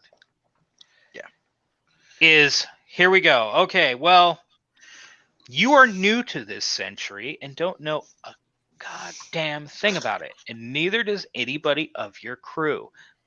Vice Admiral Vance says, or Fleet Admiral Vance says that flat out. Mm-hmm. When they're in the briefing with all the other captains, he's like, the Obsidian Chain? Oh, the Orions? And that one captain just looks at him like, are you fucking kidding me? Is this guy for real? He doesn't know who the Chain is? What's wrong with this guy? And it's like, why was it not an option, being that, I mean, after, when you consider Burnham at that point, was she commissioned yet? I can't remember. Did she receive an officer's commission again? Yeah, she received it at the end of season 1. End of season 1, yeah. Okay, so past her and Saru, the next senior officers at the time are lieutenants and lieutenant commanders, one of which is a doctor. And the other one can't be on the freaking bridge because he's got to be down in the cube. So he's not a good choice for a first officer because he can't even be in the same place as a captain during most ship operations. Yeah. And then past that, it's everybody's lieutenant, junior grades, and ensigns. Couple lieutenants I don't think here Stamets would want to be. I don't think Stamets would want to be in the command level. I don't think, no, I don't think he would. I just don't see him ever being captain. She left already. But like case in point, LaForge got command of the ship a couple times as when he was chief engineer, but he wasn't really a command officer. He just happened to be the senior officer on the deck. And it happens. Regardless of your rank, though, like I think to your point is you should still be ready to do ship operation. You should still be ready to take command if you need to. Like that's the whole point of commissioning programs, is that regardless of if you are in the center seat, you need to know what it means to have leadership. Correct. And I'll let you finish your point here in a second, but like one thing that we talked about was as dumb and as painful as it was for some of the audience to watch the Tilly thing happen. We were actually giving, the writers actually a little bit of credit on how they wrote that in proving that Tilly isn't ready for command. Like that they did a very real, perhaps a very realistic interpretation of her not being ready to be a number one, to be in a command position. I mean, she hasn't even been like a department or a division or an anything kind of lead or chief or nothing. She didn't even, I mean, to her point, she didn't even pass the command training program. Yeah, she was still in the program when they jumped to the future, right? Yeah. Yeah. No, so I agree with Chase, and I told this to Scott and Jenny when the episode first aired that I said they better, make her screw up somehow, fundamentally screw up, and have a learning lesson. Well, we didn't get the full learning lesson. We, the audience, were making the assumption that, based on what she said on the final episode, oh, no, you need to lead this, when she looked at Burnham to set up the plug for like, oh, no, I'm not taking command of this ship. I am not ready. Even though she didn't really say that. She just basically said no. It didn't make any sense for like Detmer, Owusu-kun, Nilsson, any of them, that's her name, or any of them to say yes. I mean, they're lieutenants, whether they're a Lieutenant JG. I don't think anyone except for Nan, who was a commander and she went off to the seed ship. Mm-hmm. I don't think any of them would say, yeah, I'm totally okay with an ensign being considered for XO. I mean, no one's going to do that. I mean, I'm a former cadet with the Air Force, for crying out loud. I mean, I wouldn't be okay with that. I mean, I wouldn't be okay with, even if I were a butter bar, I wouldn't be okay with taking command of a group, a wing, a squadron, or anything like that. Maybe a flight, but not a whole entire ship, not an entire organization. Doesn't make any sense unless you're like Kiefer Sutherland and Designated Survivor and you're like the only dude left. Like, okay, that's cool, but I mean, it's not realistic even for sci-fi, in my opinion. Well, what about go ahead, babe. No, go ahead. Also, I like how they all like approved of her being XO, say even yes. though say yes. I was like, no. I'm pretty sure everybody on that ship is probably pissed off. Like, darn right. They've been working off their butts off, trying to work their way up in the promotion, and then all this ensign that randomly appeared, who barely got out of the academy, is now XO. Now the person I was actually looking. I was looking forward to Nilsson actually getting some character development as that potential XO. Mm-hmm. I really thought that Nilsson would have made the most sense, perhaps, because like Detmer, Owusu-kun, and everyone else, they're established in their role, but we don't know anything about Nilsson apart from like that actress was the one that played Ariam. Ariam. No, she played Ariam in the first season. Yeah, she was Ariam 1, and she had to quit because all the makeup, she was like reacting to it and stuff. So they got her out. They put Hannah Cheeseman in to be Ariam 2, and here we are. So I think it would have been great. It would have been great to see Nilsson as number one. And anyone really. Well, our Terran Empire friends visiting us tonight. Thank you, Brian. Brian, that's true. She had to get the command training before they would let her take the bridge. Mm-hmm. And that makes sense. Like, Geordi would have had it. He was a command division officer. He would have got it in the academy. Mm-hmm. So he just moved to engineering. Mm-hmm. So like there's different points. But the point I was making more than anything was the best choice for first officer was not a member of the Discovery crew in the first place. You think it would have been Willow? It would have been any officer from the 32nd century that was qualified to command. Literally any of them. I like the because concept, but I also don't think it'd be. I don't think the people on the ship would be upset. About it. you know You what, mean and be a- that gives you character development. It does. Now, True. the only thing I can say, I don't know if I necessarily agree with it, but any of you guys former military members, or am I? I mean, just Indeed. a former cadet. So- That doesn't count for anything. I was Okay. 6 years United States Navy. So you're going to remember this, and you probably have something similar in your unit. Usually, when we had a hot shot, little private come in, think he was all the hot shit. And, oh, you think you're ready for this, huh? You think you're ready for command? No problem. Here's what we're going to do. We're going to make you an acting NCO. Go ahead, lead us. And then they'd be like, what? I'm like, yeah, you know everything. Go ahead. So Monday morning, start. And then they'd look at you, right? And they would be all dumbfounded. I don't know if you guys had that problem, and then they'd be looking at you and like, yeah, do you think maybe you should probably pay attention to what the fuck you're doing? Sorry. Probably shouldn't be swearing on the air when we're live. But, you would set people up to purposely fail. But I don't think that's what they were trying to do here. But usually when I mean like in the Marine Corps, I don't know if Russell's unit did this, but when we had people like that, we set them up purposely to fail. So that way they can learn from their mistake. And then they could actually shadow the NCOs and figure out what the hell they're supposed to be doing.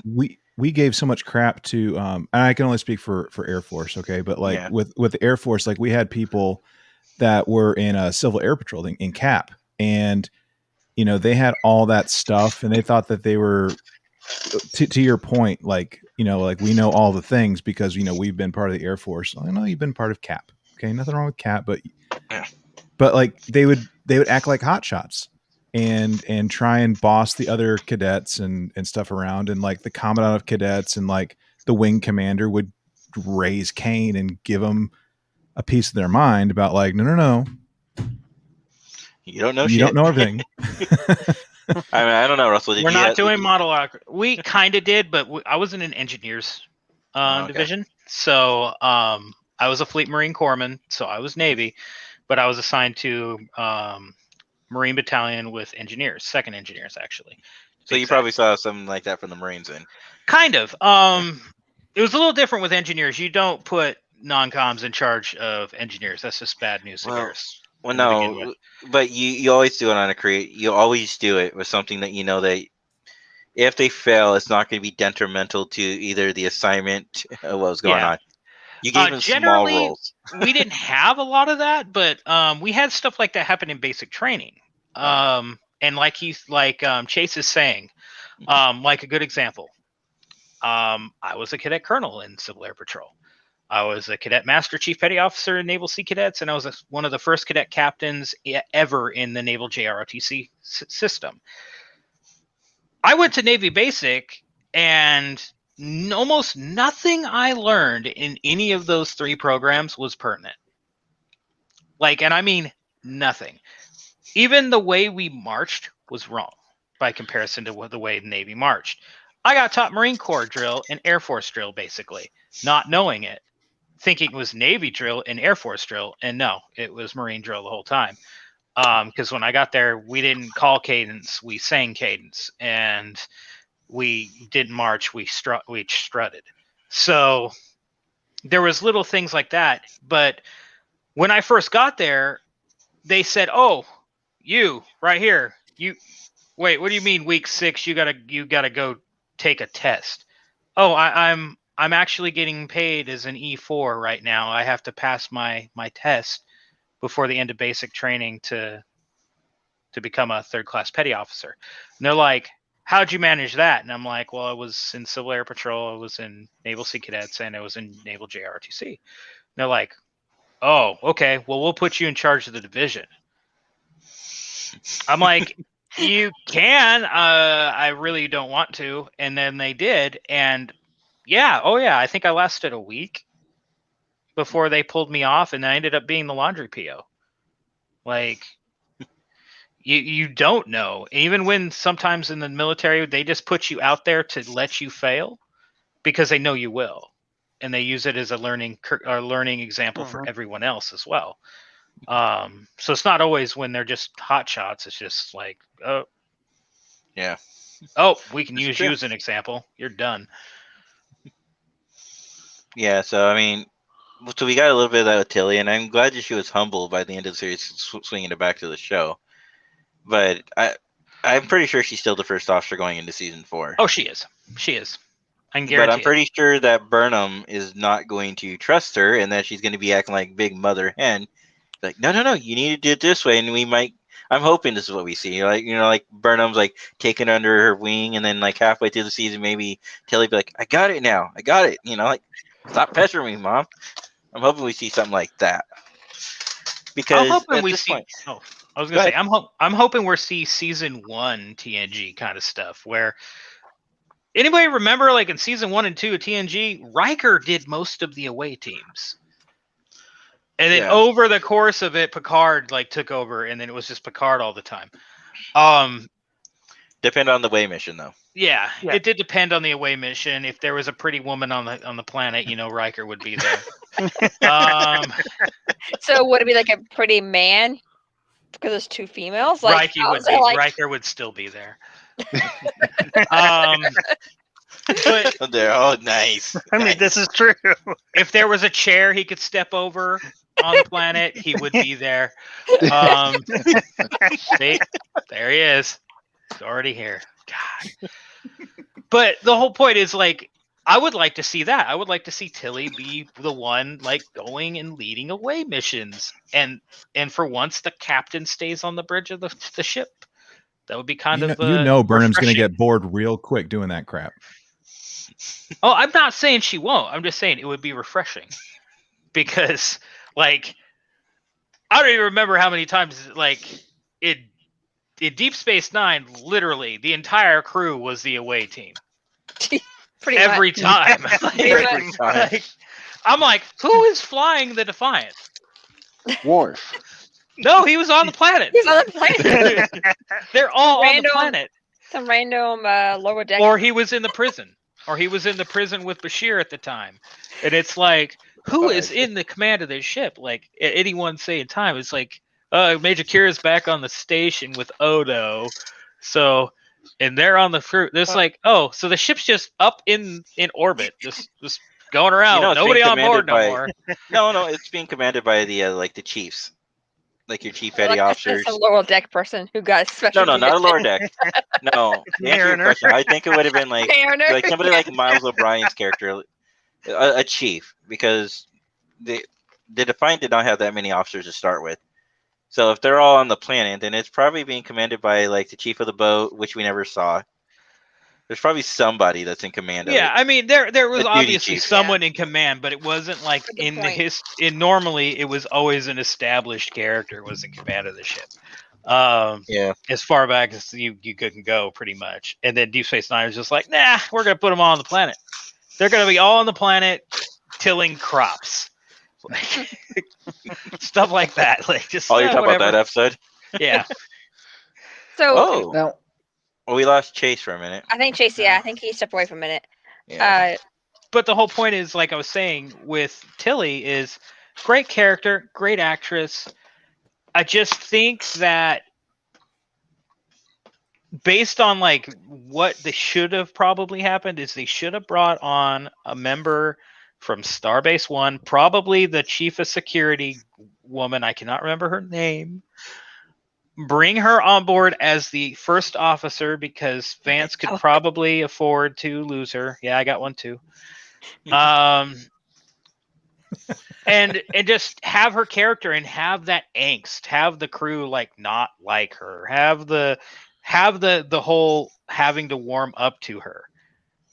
That would have been good because that's the one thing we've been missing in Discovery for up until this season, which is one of the first points I'll point out why I like What about Discovery. Booker? See, Booker he's there, but besides being the captain's side piece. Yeah, but he's he not. has a couple moments. How would I put it? He's a civilian, and if he joins, he will have joined after he's made the connections with the crew. I'm talking straight up, just somebody like, here you go, here's your first officer. So it's like when you're at work and everybody's trying to get the position of the assistant manager, and then they hire the assistant manager from another company, and everybody hates that dude for like a month or two. And then after a while, everybody kind of just goes, this guy's a pretty cool guy. Been there. I'm pretty sure we all been there. Well, and here's a funny one for you. What if they were temporarily to put Jet Reno in that spot? Yeah, Jet Reno. Just- God. Just think about all the sarcastic Oh comments. my gosh. Yeah. I mean, shit gets hurt. Okay, where's the duct tape? No, I think I know what they need to do with her. Like, it's easy. They just need to give her one of the other ships, probably the one with the rainforest. And then have her be the XO and have the captain be Andrew Dice Clay. And just I was just gonna suggest open the nearest airlock and be like, see yourself out type of thing, but that's fine. No, Jet Reno's character is too Jerry awesome. is to get rid of. hilarious. yeah, see what nobody says is the Husqvarna or whatever the heck the name of that ship was. No, they purposely ran that damn thing into an asteroid and left her there. Like, that was the plan. So we should move on. I think we No. talked about No. Tilly. Yes. No. Well, we wait. have not. I have a question for Russ. Well, Yeah, maybe Robert's he can been quiet clarify, this whole time. Go ahead. can clarify something for me. But somebody told me that on Navy ships, that you have the captain, you have the first officer, and then I'm not sure who the third in command was, but fourth in command was the communications person. Not necessarily, but it depends. So you basically have the captain and the executive officer, and then you usually have a second officer, which is generally your operations officer. Okay. On Starfleet vessels, yes. So are you talking about Navy ships in general? Yes, U.S. Navy vessels. Like, Well, it's- because you're that's talking what about destroyers, Starfleet. then. huh? Then you're talking about destroyers, because carriers are a little Depends. different. Then you got Carriers CAGs and have air carriers bosses. have multiple crews. Don't Yeah. even get me started with them. They have like 5 different crews on those ships. Plus the admiral. Yep. And his staff. And then but no, what I'm coming from is after I left Greensign, went Blue Side, I was submarines. So Okay. your comms will generally be a senior officer on the staff. Just because of how important communications is. Okay. Is it necessarily the fourth? Sometimes, probably more likely on some ships than others, but I've seen it where the communications officer is basically the ship's second officer, which is third in command. So it varies. It's all going to depend on the particular captain and how they want their order of succession to go. Because I've Okay, also I think- I've been on a boat before where chief of the boat It's Chief what? of the boat was third in command. Like, third, yeah. yeah, like if he wasn't there, the XO took, and the XO wasn't there, it was the chief of the boat. So I can go on that too. It's like the Coast That was Guard. a little mine ship, but Yeah. still. Well, on the Coast Guard, right? My wife's grandfather who died, the reason why my starship in our fleet is named after him. He's the last commanding officer. He was actually a warrant officer, and his XO was a chief boatsman. Or boatswain, I guess. What is that Chief equivalent boatswain. to? Bosun. That equivalent to like a chief petty officer? It is a chief petty officer. So Yeah. like I was a hospital corpsman first class, which Yeah, is so a his petty XO officer was- first class.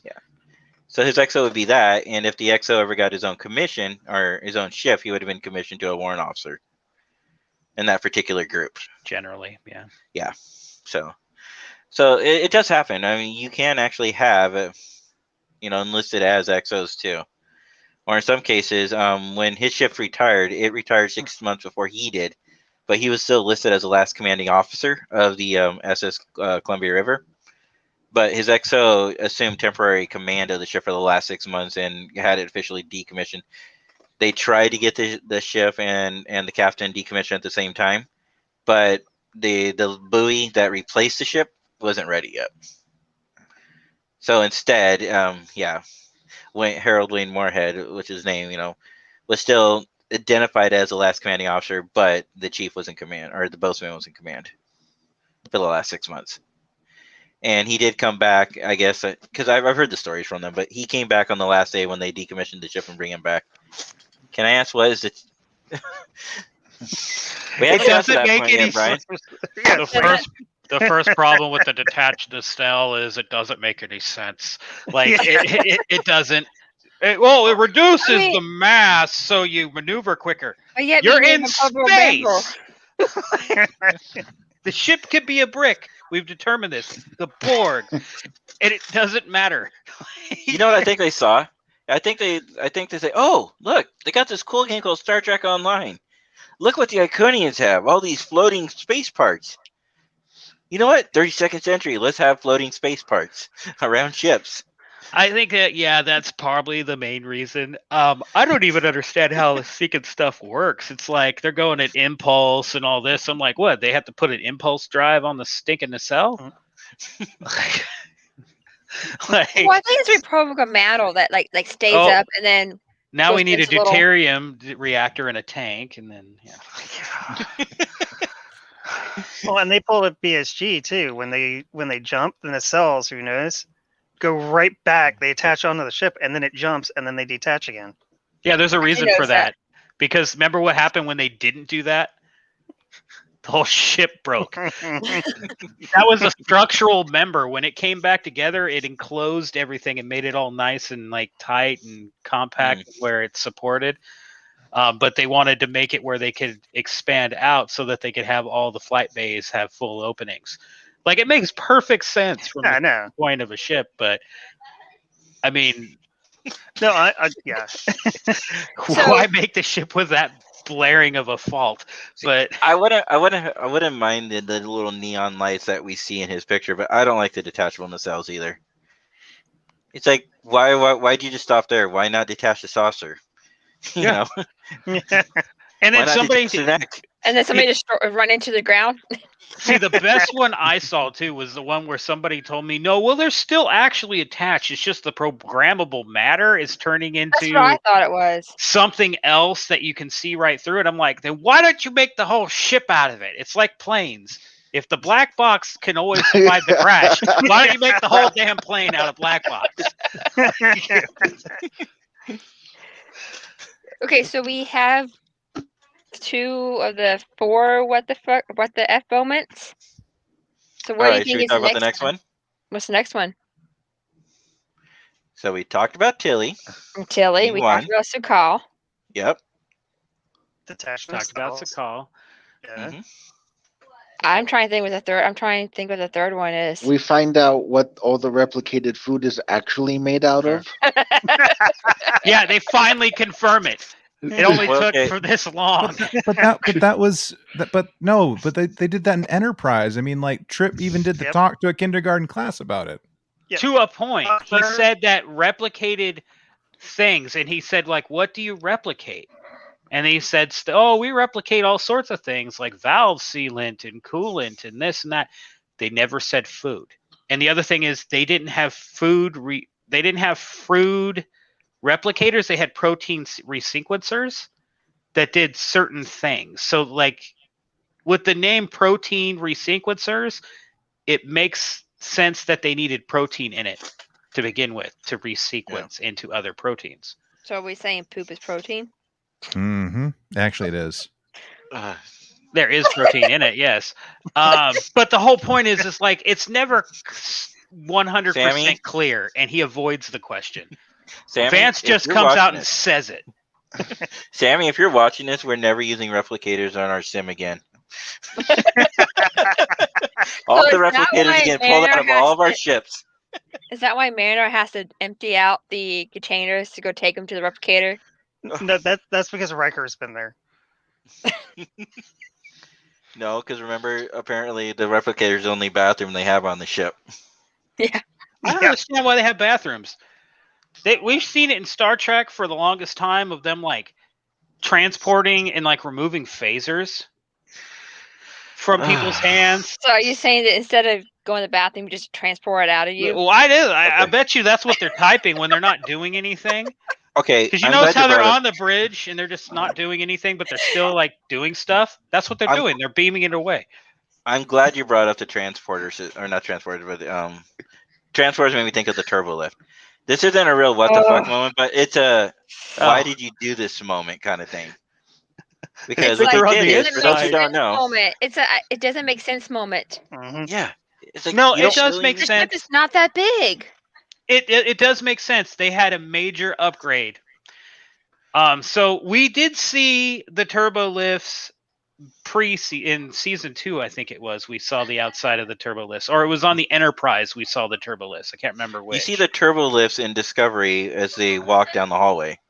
Mm-hmm. Yeah, okay, but Yeah. in the original time you see them, like the little scaffolds they're on that look like little accordions or whatever, they're already in place, and you can tell there's just a lot of emptier space out there, so they kind of went with both TNG's look and the look from like the movies where they used a brewery as the warp core.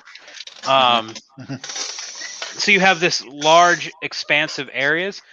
But when they went to Discovery in season 3, the dude falls off of one and falls like a quarter of a mile. And we know that Discovery is not that big. Well, you Yeah. see the opening of them, like they randomly open the back of a turbolift, and there's this giant maze of turbolifts flying around. I was like, the ship is not that big to have turbolifts flying around. But Enterprise established that there was TARDIS technology in the 20 or the 31st century. What is it called? The Tot Method or whatever? The Tok Uthot? Yeah, the Tok Uthot or whatever. That device that expands everything. Yeah. I don't think that's what they did here. I just think that they just said, oh, well, we think it's this big, so we're going to write it that big. Well, I was thinking maybe like they a TARDIS added then. the technology from that pod, from Daniel's pod. But maybe, but I don't I think think so. they found out the TARDIS, and they created the TARDIS in there. Yeah. Exactly, Chase. You can talk. we have a ship in SFI that plays that off, the Cucullin. They're literally a ship made of TARDISes. I It's love bigger on the inside. Yeah, because their ship is like a Nova class starship, which you would expect for like a fan club would be like what, like 10 members or something like that, right? Yeah. They got like 200, 300 members. They have more than the crew of that ship would have if it was real. Yeah. See, Jay doesn't like Doctor Who, so. Jay, it's not that Jay doesn't like Doctor Who. It's just Jay can't get himself to watch Doctor Who. It's really good. It's very campy though. Like, I'm with him there. I watched the one with the War Doctor because the 50th anniversary special is where you started. No, I've watched other stuff before. It's just I can't get into it. Like Eccleston, I liked. I watched all of the Eccleston episodes, and when they moved to Tenet, I understand Tenet's appeal, but it just that's where I started was Tenet. It wasn't me. It wasn't what I wanted to watch anymore. That's who we cosplay as. And then I came back when they had the next person, and then the next person, now the current person, and I'm like, every time I'm just like, God, this is so campy. It looks like this was filmed in somebody's backyard. They need to up this production already. What happened to my... It's like this is BBC One. Have you never seen Classic Who? Oh my gosh. Okay. Oh jeez. This is all I'm gonna say. BBC One isn't paying Jeremy Clarkson, James May, and Richard Hammond $1 billion a year to produce that show anymore. So they have the money. I know they do. They gave it to Matt LeBlanc. Well, no, they didn't. That's America. That's not done by BBC. No, that's them. Yeah, no, Matt LeBlanc's. They brought it back on the BBC. So we're talking about the fourth, right? The fourth WTF moment in Discovery. Yeah. Yeah. This is a this is a WTF. Working off my adipose. Yeah, I am too. But yeah, more like gaining adipose. I wasn't being subtle. The size of the ship and being TARDISes was totally like. I was like, when it first showed up, I'm like, why?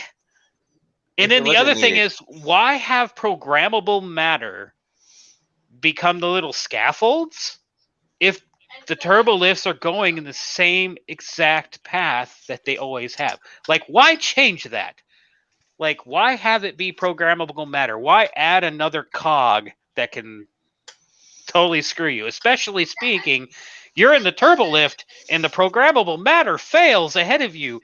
So now it doesn't form that scaffold. So your now new pod just falls for eternity because, oops. Well, I think the programmable matter, and I hated this part of it. It went directly to the heart of the ship, the computer core. Yeah. I think what it has is it has a little device on it that can sync up to anywhere and create a doorway. I think that's the whole idea they're trying to give us is that the Turbolift system can pretty much take you anywhere in the ship at any point, any time, because it can track throughout the whole entire ship. I think that's the point they were trying to tell us. Because you would think that the computer core should now have an easy access to from the Turbolift and say, "Computer core, take me to the heart of the ship, please." And then you get off right there, and then you walk into the room. Oh, I can't access the computer. No problem. Pew, pew, pew, pew. You can just transport it in there. Yeah. Actually, that's another bad idea. Because look at the sea. Look at the sea ship. Anybody could just transport into that room. There's I get what you're saying, Jenny. I get what you're saying. I think that's another stupid reason. That room should be like protected. It should have like all kinds of defensive barriers to getting in there. You should have to input your command codes. So maybe this isn't like a WTF moment, but it's just something that bugs me. Well, that's what that is for me. It bugs me. But go ahead, Chase. And this is like minor compared to everything else we've talked about, by the way. But like, why is there such a hard on for having like so much like rank being displayed, especially on captains? Like we have like the shoulder stuff, we got the comm badges, we got like the collar thing.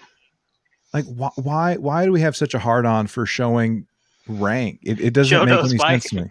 Jay knows my complaint on this when I talked about the captains the first time. The only thing I could possibly think of is they're trying to pay homage to all the different styles over the years. Like TOS had the little flap down, our Fleet 31 uniforms do. The problem with anyone below captain is that like you have to squint to know what the rank is, and like hope to God that the light hits the Tricom badge in just the right way to where like, wait, hold on, are they above an admiral or above a captain or below a captain?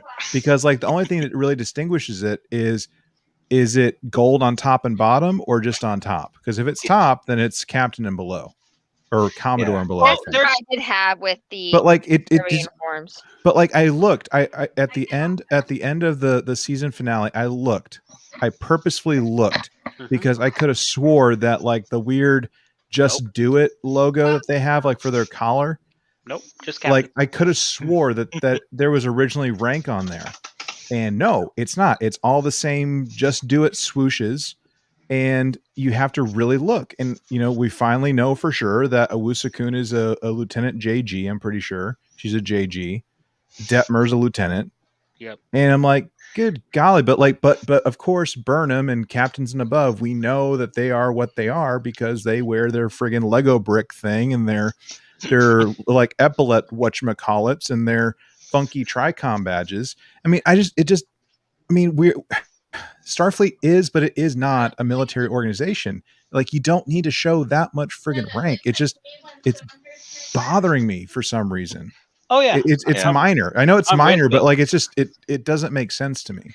It's the Microsoft cosplayers. Yeah, I'm a cosplayer. I yes. See, honestly, there's other points, but like honestly, I'm with you there. Like I was like, okay. When I first saw the Gorget, I'm like, oh, cool. They're putting a rank there. And they're like, she's a lieutenant. Because they said the security woman was lieutenant. And I just saw the two swooshes. And I'm like, oh, okay. So they're going back to like a traditional naval look. Where 2 full bars, like what you would have on a sleeve, is lieutenant. Okay, that's cool. So ensigns will have the complete bar, and then JGs will have a complete bar and like a swoosh that isn't complete, and then they go up the chain, and then the admirals had pips on top of it. And then I noticed that the admiral only had 2 swooshes, and I'm like, well, that's weird.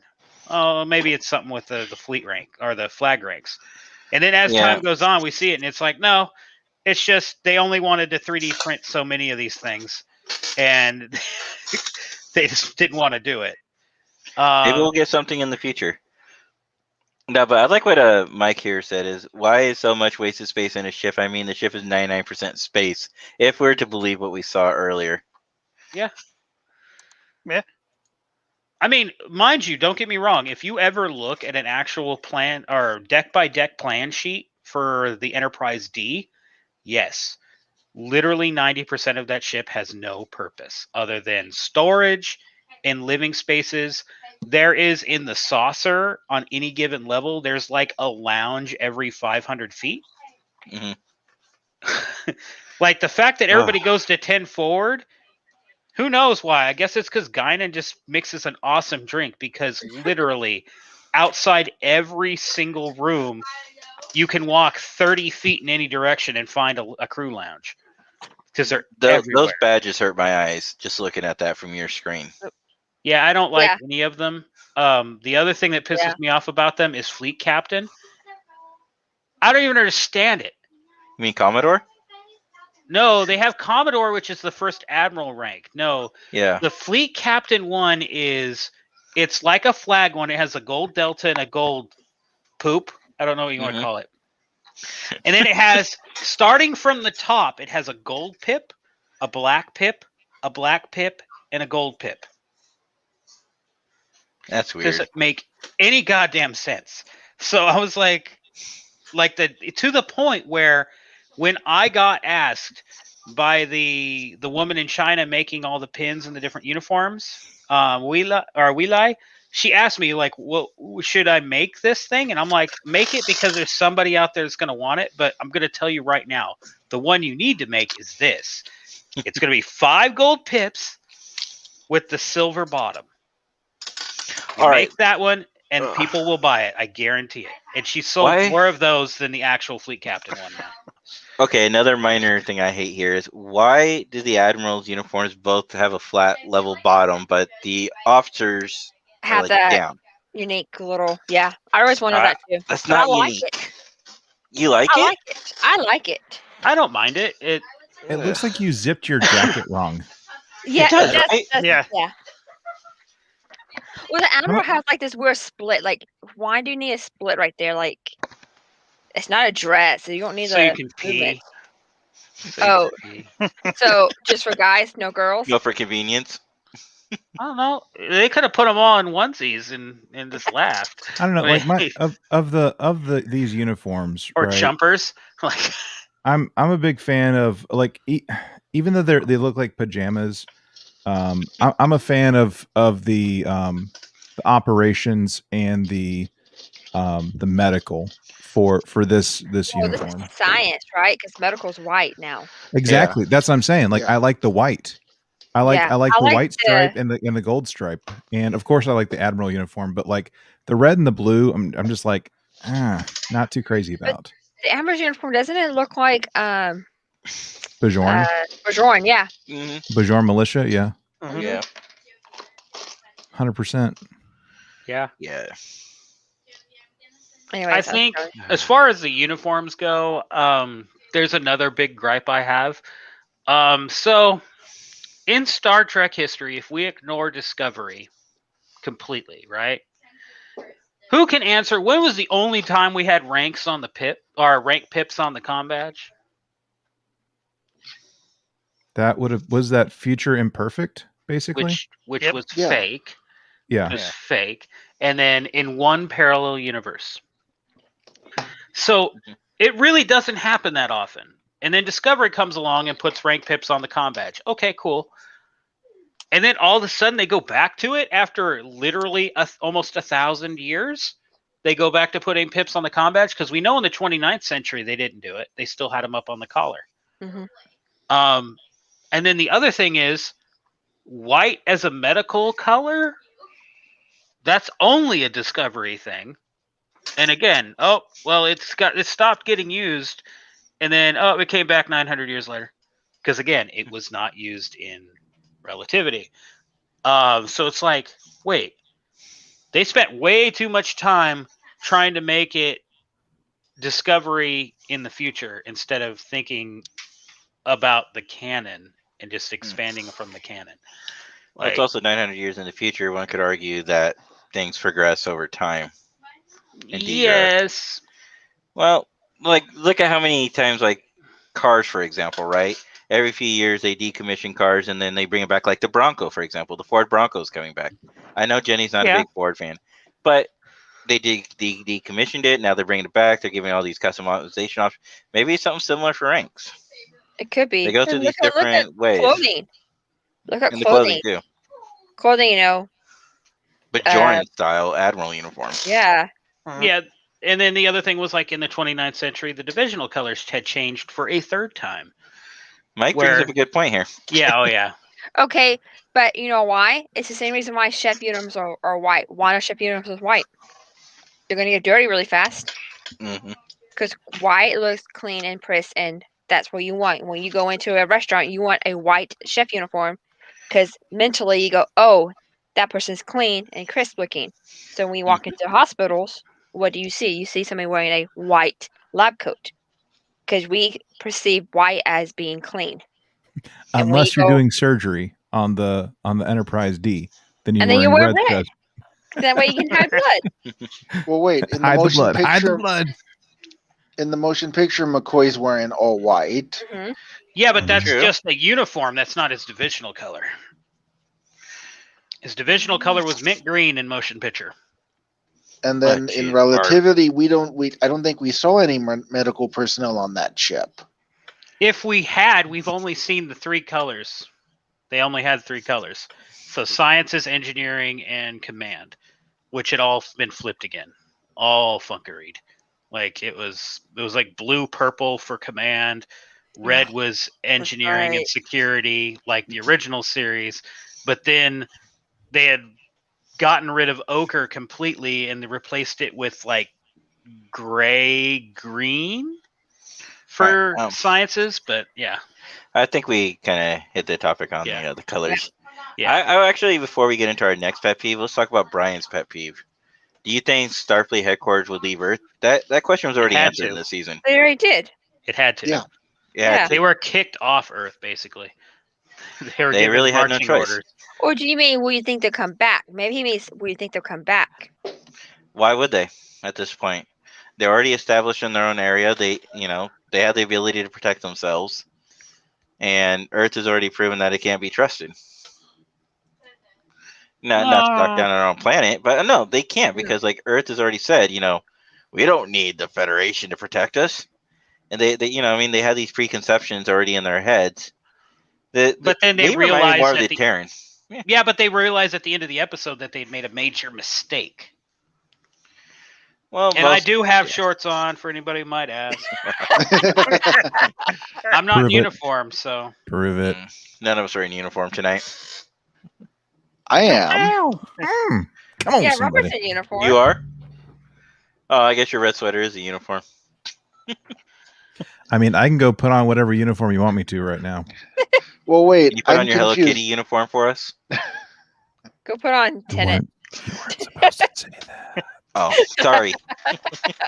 Because I'm noticing elements of season 3 of Discovery kind of were influenced by The Expanse, because you have these same issues that happen in The Expanse regarding Earth and the Moon and then Mars and all of the people that live in the belt.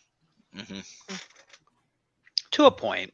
I mean, they kind of played it off that like they didn't have contact, and because of that, they kind of like lost touch, and then Earth became very isolationist and it didn't care. It seems like it was misunderstanding, but at the same point, it's like nobody has warp travel. So how did these aliens get to Earth so bloody quick? Like they had to come from somewhere. Like the whole storyline was kind of like contrived.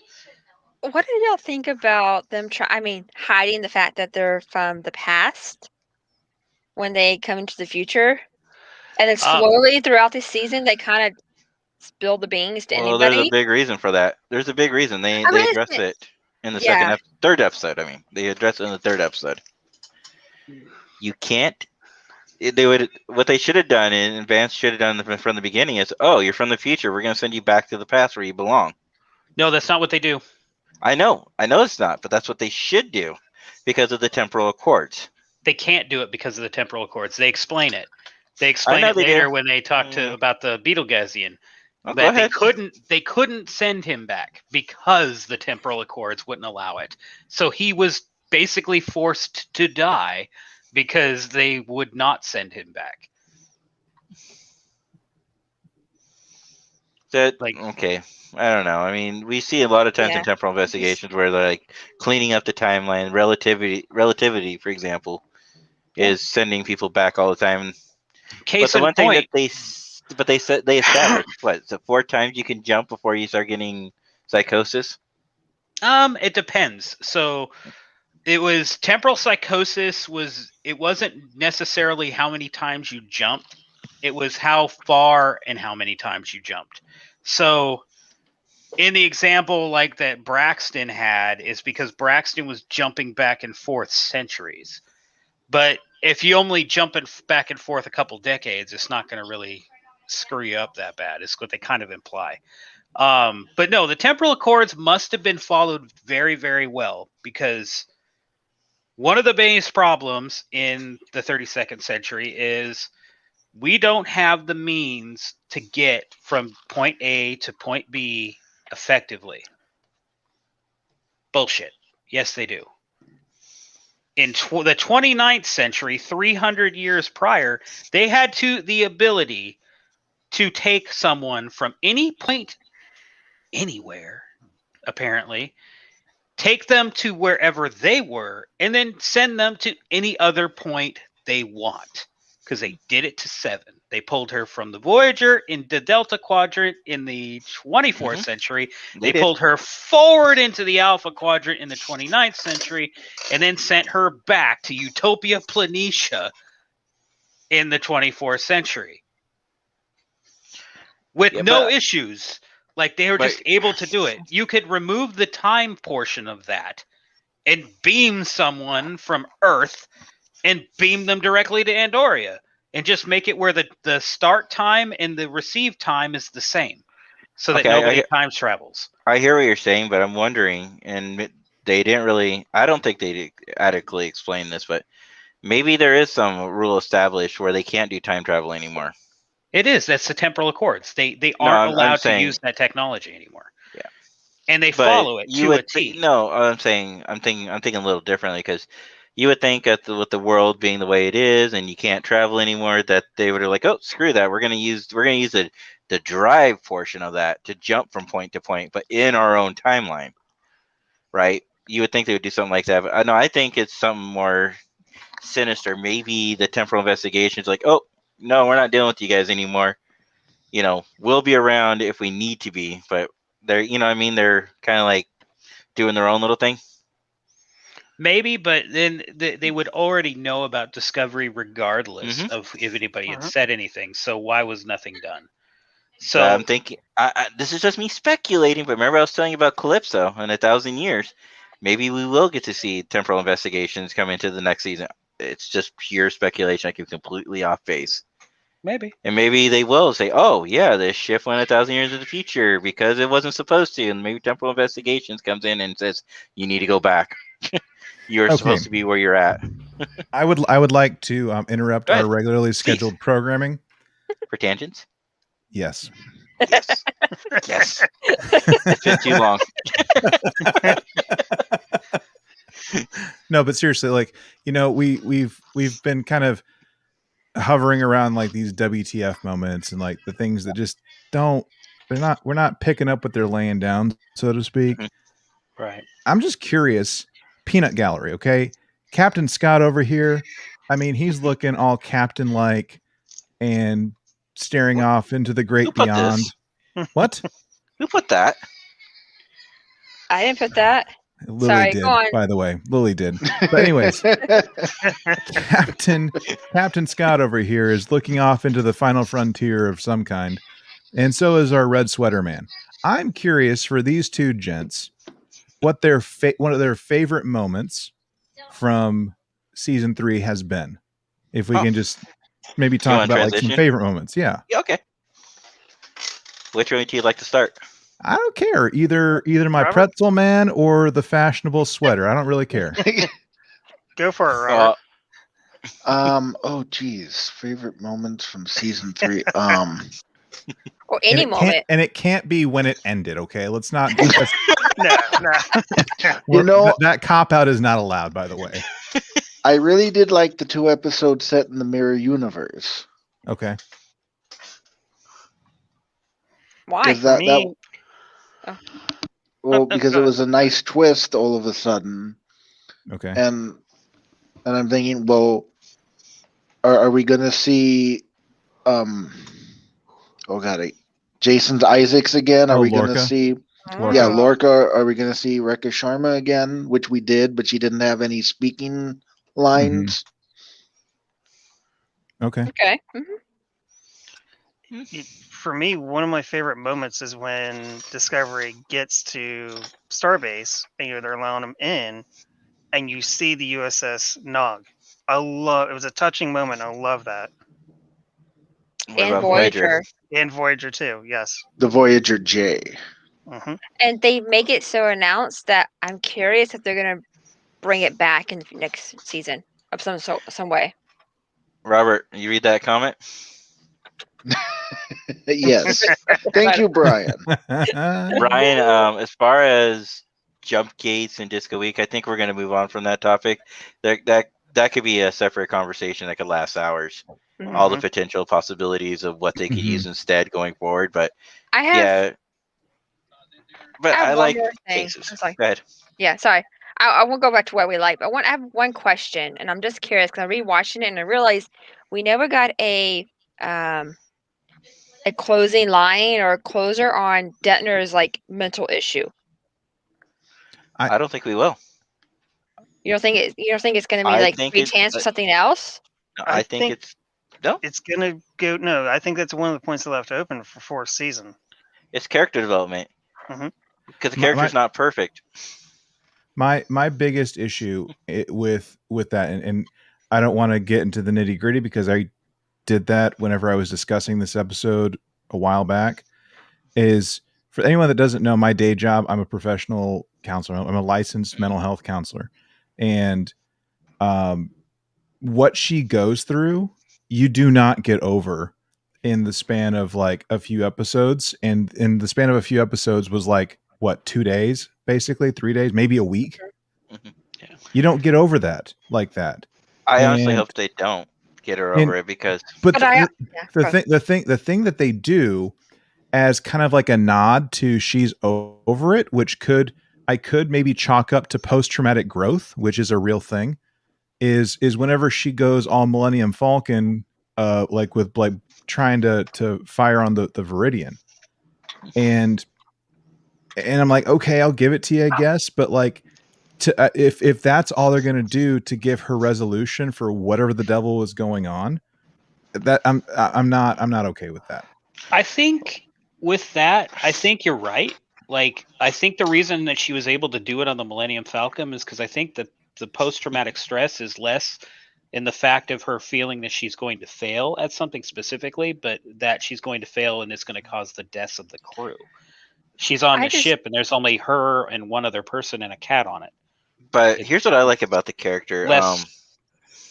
It's the less weight on her shoulders, so to speak. The thing I like about her character, though, is she represents what a lot of people across the world go through. And Chase could probably speak to this because that's what I was just saying. This is unprofessional. That she's going through PTSD, going through depression. This is something that a lot of people struggle through. So I think they did this to give people a gateway, a leeway. Like how we have Stamets' character, because that's going to be another one we're going to see that in the next season too. When Stamets, she's our captain, but I'm still pissed off at her. I'm still going to follow her orders, but secretly I'm going to be one of the guy that wants to smack her because she tried killing my family for the good, for the righteous cause of Starfleet. As a father myself, I might follow that order myself, but it doesn't mean I'm not going to be pissed off at my boss, even though my boss is, justified in why they did that. Mm-hmm. I like I was going to say is I like how they brought it up, and I like how they brought up the point that it's okay to go ask for help too, which is I think was great. She had to get to that point, but she understands she needs to go talk to somebody And I think that's going to be a great sign for people who are struggling that they do have a chance to. There is somebody out there that can help you. I I think just was curious if they're going to bring it on, if they're going to extend to it or not. one thing I would like to see maybe going forward is I'm a big fan of Culber. I really like Culber's character on this show. Big fan of him.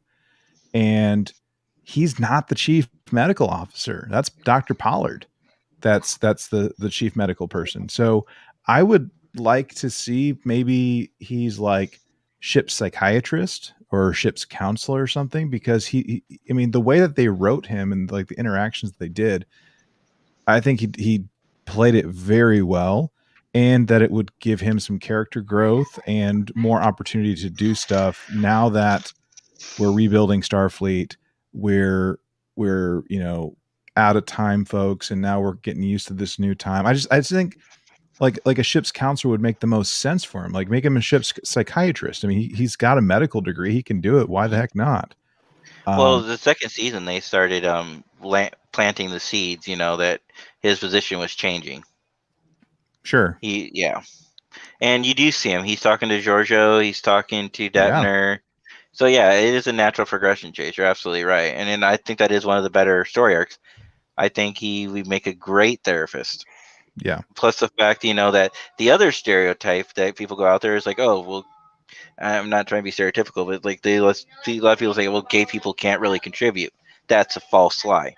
Absolutely, they can. And why not have a gay therapist that goes out and helps people and understands situations?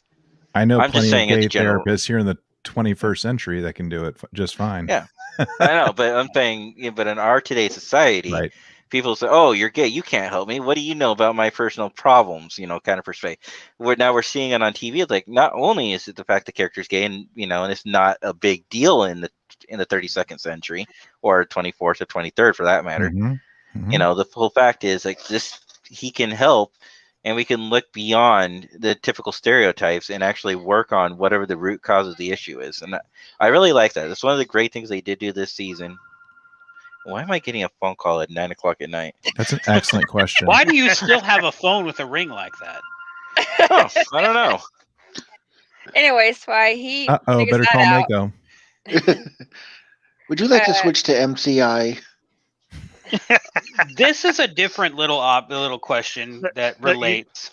You know what they're doing? They're calling about his Starship's extended warranty. Yes, they are. That's likely. So here's a question. So what is everyone's theories on Prodigy at this point? Oh, we're jumping ship, man. Like we're not only jumping ship, we're jumping ship. We're jumping timeline. We should talk about Prodigy another night because come on, I don't guys. think it is a different timeline. I think it's Discovery timeline. Well, hold on. So we got. We're not jumping. I don't want to jump that much. I'm not even the host of this dang thing, man. Like I'm not getting paid enough to be. Are we allowed to talk about the autobiography of Catherine Janeway? Yes, we are. Jenny, because there's that big twist that we find out that she has a daughter who graduated from Starfleet. What? Yeah, the autobiography. Where did we miss the 7 seasons of Discovery where she had a Voyager that she had a daughter? No, it's sadly not canon, but yeah. Oh, okay. So it's in the books, is what you're saying. It's the autobiography of Catherine Janeway. If it's not on the screen, it hasn't been a movie or on a television show, it's not canon. Unless it's the voice of God role.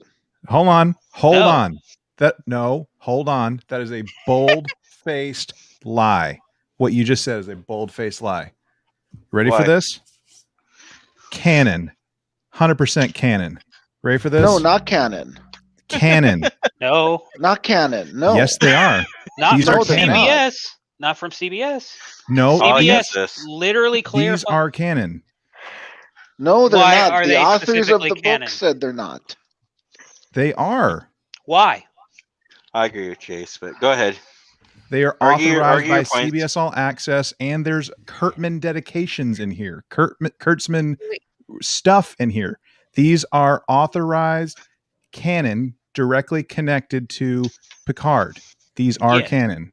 Okay, so based on that theory, with all of that vintage, That means Countdown for Star Trek is as well, and it has Captain was. Data in it. That has was. Captain Data. It was. So it's It canon. was. It's canon. No, It it's was. not. CBS specifically said if it hasn't been shown on screen, it's not canon. Are we sure that was CBS? Yes. But you mean Paramount Plus? These are Getting worse canon. for it. The Picard Countdown comics, canon. Some people would argue that Star Trek Alliance now canon too, because they have to get CBS's permission for everything to be approved. Yeah. It used to be they didn't, but now, oh yeah. Now They that do, have but they're- 5 new shows. Again, STO has a Captain Data. It's canon. No, it's not. It doesn't work. It comes down to if one is canon and the other is canon and they contradict, you have a problem. Especially if they're supposed to be in the same timeline. Now, I'm not saying I haven't read the new novel based on the Titan. I haven't read it, so I can't say for sure one way or the other. All I can say is they have clarified before. CBS has said that with Star Trek canon, if it's not on screen, it's not canon. Okay, we don't have to get into a pissing contest about whether something is or isn't. The fact of the matter is, it is, because these are directly connected to the Star Trek Picard show. All right, guys. All right, Guys, all let's right, go back to guys. Discovery. Favorite moments. How about that? Favorite We'll go back to favorite moments. I don't have a favorite moment. I have favorite. I guess one of my favorite quotes is "Cake is internal." No. Let's go back a step. Let's go all the way back to the first 2 episodes, Jenny. Okay. Favorite moment. Me and you were so enamored by what we had saw, and we said this is the best moment. Is when the crew met up again with Michael Burnham before all of her changes. Mm-hmm. That is probably like one of the best wow factor moments, and the way that they did that and they illustrated that. I just wish it would have continued that momentum going forward. That's not a hit against it. They had to establish a new universe, but when they first see it, and then of course it's Burnham's the one that's saving, the crew at the last minute, and they see her on the screen, she pops up, and you get that wow factor moment. It's something that you'd probably see like at the end of the series. You got the beginning of the series. Sure. The big wow factor for me was, it was bookended very well. Was with gonna totally butcher his name, but Sahil, I think, the guy that's commissioned as a communication officer in part 1, and then we see the payoff of him in uniform in part 2 at the very end. Yes. Yeah. Such a beautiful moment. That was my absolute favorite moment from the season. Moments. And to tie into that, when he walks up to Burnham to say thank you. Yeah. And I think he's like, he's commissioned Lieutenant. as like what, a lieutenant? Yeah. Mhm. Yeah. Well, Burnham commissioned him, but I don't think she gave him a rank. And I think with time in service plus everything he's done for the station, they promoted him to lieutenant. It wouldn't be the first time we've seen that in Star Trek. They love lieutenants in Discovery. That's all I gotta say. They love lieutenants in every series. Look how long Worf was a Discovery over lieutenant. half the cast is lieutenant. Because one could argue that Worf is kind of like Harry Kim. He was like lieutenant forever. They didn't even bother promoting him until the movies. Yeah, until the movies. Mm-hmm. Maybe that's what Harry needed. He needs a Voyager movie so they can finally promote him. He wasn't he? What was he? He was what, Lieutenant JG for a while, and then I know it was at least after Tasha died that he became full lieutenant, or shortly thereafter he became full lieutenant, right? And up until Generations when he became a lieutenant commander. Yeah. He was a JG in the red shirt, and then the first time we see him in a gold shirt, he's a full lieutenant. Okay, that's they never clarify like that he got a promotion. He switched shirt and got a pip. Well, the other thing about Star Trek, and at least in the past, is they never bothered explaining the ranks. Like you saw Colin Meaning's character Chief O'Brien in a lieutenant pips. And then back to pips, and then But then he's like, oh, he's not a lieutenant, he's a chief. But he's wearing 2 gold pips. No, he's just chief. Don't worry about it. Everybody calls him chief. A lot of that came down to is he wasn't necessarily the same character every time. And then later on, it was because the uniform that he normally would wear is being worn by that guy over there because it fits him better. So we got to put him in something else. Yeah. And they did, like, the pips were on them. Like, everything was put in place. That's why, like, when we see in Deep Space Nine, when they first moved over to the Greys, his comm badge was way high. Because that uniform was fitted for a different person. It was fitted for Jonathan Frakes, who has a freakishly large chest. And they had to move the comm badge up because otherwise it would be like on his navel. Like, but yeah, so like a lot of times navel, but pointed to never mind. Navel down here. It looked like you pointed down up here. No, it looked like you point up higher. Never mind. Yeah, but anyway, like on. They did that a lot with uniforms, and it's just like they didn't really start concentrating on him being a character per se until Data's Day, and like when they actually started like building his character for Deep Space Nine. So, and that's from that point on, when you know that they were going to be doing that, you see that his uniform is always the same. It wasn't switching around. He wasn't getting a pip today, and the next day he's has no pips. It's like, what the heck's going on? Well, I thought it was because of his field commission from when he was serving on the Rutledge during the Cardassian War. But it doesn't make sense because he starts out with a Lieutenant JG pips, and then he goes to Ensign pips, and then he goes to full Lieutenant pips, and then he goes back to Ensign pips, and then he has a hollow pip. It moves around a lot. Like his has no rhyme or reason to it until right before they started vetting him for Deep Space Nine. But yeah, like that's always been one of the theories, that he had like a battlefield commission, and then they go, well, what happened here? And then everyone's like, we don't know. It's just one of those times where they just the crew didn't pay a bunch of attention on that. Yeah. Well, Mike brings up an interesting question here. One thing that never made sense to me was a holographic program making the former Trill personality into a real visible person, although the hologram somehow knows what's going on in the human Trill hybrid brain link. And then at the very end, they at the very end they can see him now, or it, I should say, they, sorry, use the right terms, they. So the hologram can go into alternate dimensions? Or well, I never understood the whole logic. Like, first off, Adira is now seeing Gray, and no one else is seeing him. They. Well, it's not the first time in sci-fi we've seen something like that. You know, like Daniel in Stargate SG-1 as an alien too. Yeah. But this one just seems like it's like because she was merged with because the Trill symbiont Tall was merged with a human and not a Trill, that maybe there was some type of medical thing that happened. That's why Adira can see Gray. No, I don't think that's not what they're trying to explain here, but that's possible. It's a possible answer. I think what they're trying to do is they're trying to recreate what happened with Stamets and Culber. That since they were so close together at death, that Stamets anchored Culber's aura, what do you want to call it, consciousness, and he got stuck in the mycelial network. Versus, the guy was dying, Gray was dying, and they were so close that when the Trill somehow they managed to again trap. We might get more story with that next season too. I think it's kind of like going back to what I was trying to say a minute ago, was like Stargate SG-1, where Daniel was out of phase, not alternate dimension. Let's say out of phase. Maybe same thing with Gray. Gray's not technically dead, but not technically alive. It's just somewhere in between, out of phase. And maybe making another trip to the mycelial network will fix that problem. Now that apparently that's a solution to coming back from dead. Doesn't the crew now see him or see Gray now?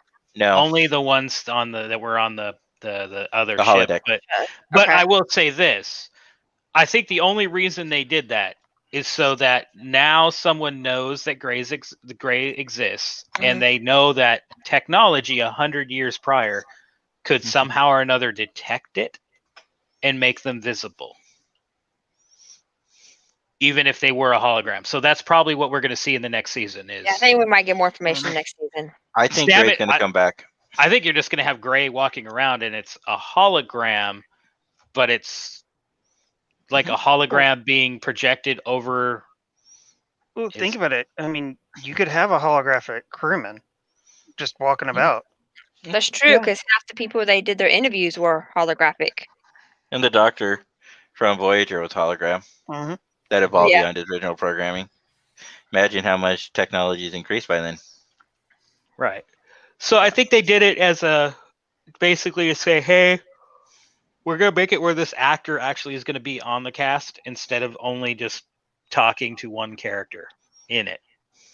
Mm-hmm. All right, guys. Chase is got to head out. All right, Chase. Thank you Night, so much for Chase. joining us tonight. Join us, Chase. Yeah, thank you for joining us. See y'all. Night. Good night. Right. I need to pay better attention to the private chats. Yeah. No, actually, I just got an email from my son, Scoutmaster. I'll talk to you about that after when we're off the air. Which I think we kind of beat down Discovery, haven't we? I don't think that was not my intention. I mean, there was a lot of things I liked, but I did want. Down, but Yeah. we discussed we did. a lot about it, and we can still discuss. But we're losing. Yes and no, Jenny. Like, Yes and no. I love the fact that season 3 did one major thing that I've been complaining about since season 1. Which and is? I understand when they said this, they said it was going to be based around a character. And originally everybody thought it was going to be number 1. That was the original rumor everybody was using, and then that didn't happen. But the fact that they finally started doing character development. I went through 2 seasons of this show calling the helmsman that African American woman and the ops, and then the helmswoman, the one that got her head screwed up at the Battle of the Binary Stars, and the communications is that guy. Like, I didn't know any of their names. Yeah, I was just thinking true. the same thing. Yeah. I didn't know any of their names, and it was bugging me because I'd be like, "Oh, that person with the half-shaved head and the board-like thing." And now we know their names because they finally let them have character development. That is true. I mean, at least with Enterprise, they only did it with one character where they didn't develop him at all. Which one? In this one, Meriwether. They didn't. Meriwether, yeah. Yeah, they didn't develop him at all. They gave him little pieces here and there, but you're right. Overall. But it was stuff we already knew. Like, it was like, here's what it looks like. Oh, okay. That's kind of what we guessed. Yeah. But this one, over half the cast, if it wasn't the captain, Saru, and even then Saru was lukewarm development up until the end of the second season. And Burnham, and that was it. You got 3 characters on an entire show. You had all these people that were there every day in, day out. Every time you watch the show, they're there, but you have no idea who they are, what they do. That one sits there. Okay. And I still haven't got all the names straight yet. But that's the issue, because if we were back in the 26 episode season, Detmer and Joanne and Nielsen, they would get subplots or episodes. So now we're in this 12 episode season where there's the one overarching story focusing on the one character. So we have to make sacrifices in terms of storytelling. Yes, but at the same point, they did it in Picard. We had Lower Decks. And Lower Decks. And Lower Decks had even less, but they were able to develop not only the base 4 characters, they were also able to develop, for the most part, most of the primary crew. The senior staff, you mean? Yeah, like I call them the primary crew, but yeah, the senior staff and the Lower Deck staff, that's 8 characters that were pretty well developed. Mm-hmm. And by comparison to what they did on the first 2 seasons of Discovery, there's no comparison. They did a way better job on those 2 shows than they did with Discovery. But like I said, the original premise was to concentrate on one character. Well, I think it was on 2 characters, Michael Burnham and whoever the guest starring captain is for that season. Yeah. So, because they did a lot of development on a character that they were going to throw away at the end of the season, Captain Pike. But they did such a great job with him that he got his own spinoff. Yeah. Like, I think that they had that kind of planned. Well, I think they were hoping that it was going to pay off. Because the producers have talked about that before, that when they brought Pike on, they were really hoping that it would pan out, because they would love to do a show based on the Enterprise again, but this time with Captain Pike. Now, Mike, yes and no. I mean, you got to at least know the character by their name. Yeah. Right. Give them. And if you don't have any story about them, then you're not going to know who the character is. Nope. Yeah. It could be something. Little. Yeah. I mean, we knew Robin Leffler. And I mean, yeah, she was on 2 episodes. Mm-hmm. And we know more about her than we knew about most of the supporting cast of Discovery. I mean, Garak is a good example. Look at Garak. Garak is an amazingly crazy built-out character, right? Everyone will agree? Complete layers. Yeah. That guy has layers upon layers of development. Yep. You know how many episodes of Star Trek he's been in? No. Way too Isn't many. it 36? 13. Only Total. 13 episodes? Really? Oh. Yeah, I felt like more. It No, does. seriously. Totally does. Don't get me wrong. It totally does. He's in 13. Me and my roommate were literally looking this up. We're like, who is the best developed character in Star Trek? And I was like, it's between Nog and Garak. And he's like, well, let's look. And he's like, Nog has been in this many, and Garak's only been in 13. There's no way. And then we went through. Yeah, 13 episodes where he has a speaking part. It's crazy. Now, mind you, most of the episodes he's in, he's very centric with Bashir. So a lot happens with him. So Are you sure? Because it says he appears in 37 according to Google. He might appear in 37, but he only talks or has a greater role in 13 of them. let me look, because we were looking this up. We were on Memory Alpha, I remember. But see, that was possible because it was a 26 episode season. Mm-hmm. Yeah. Well, the other thing is episodes were a little longer too. You had about 5-6 minutes more per episode. Because your average Star Trek episode in that era was like 47 minutes.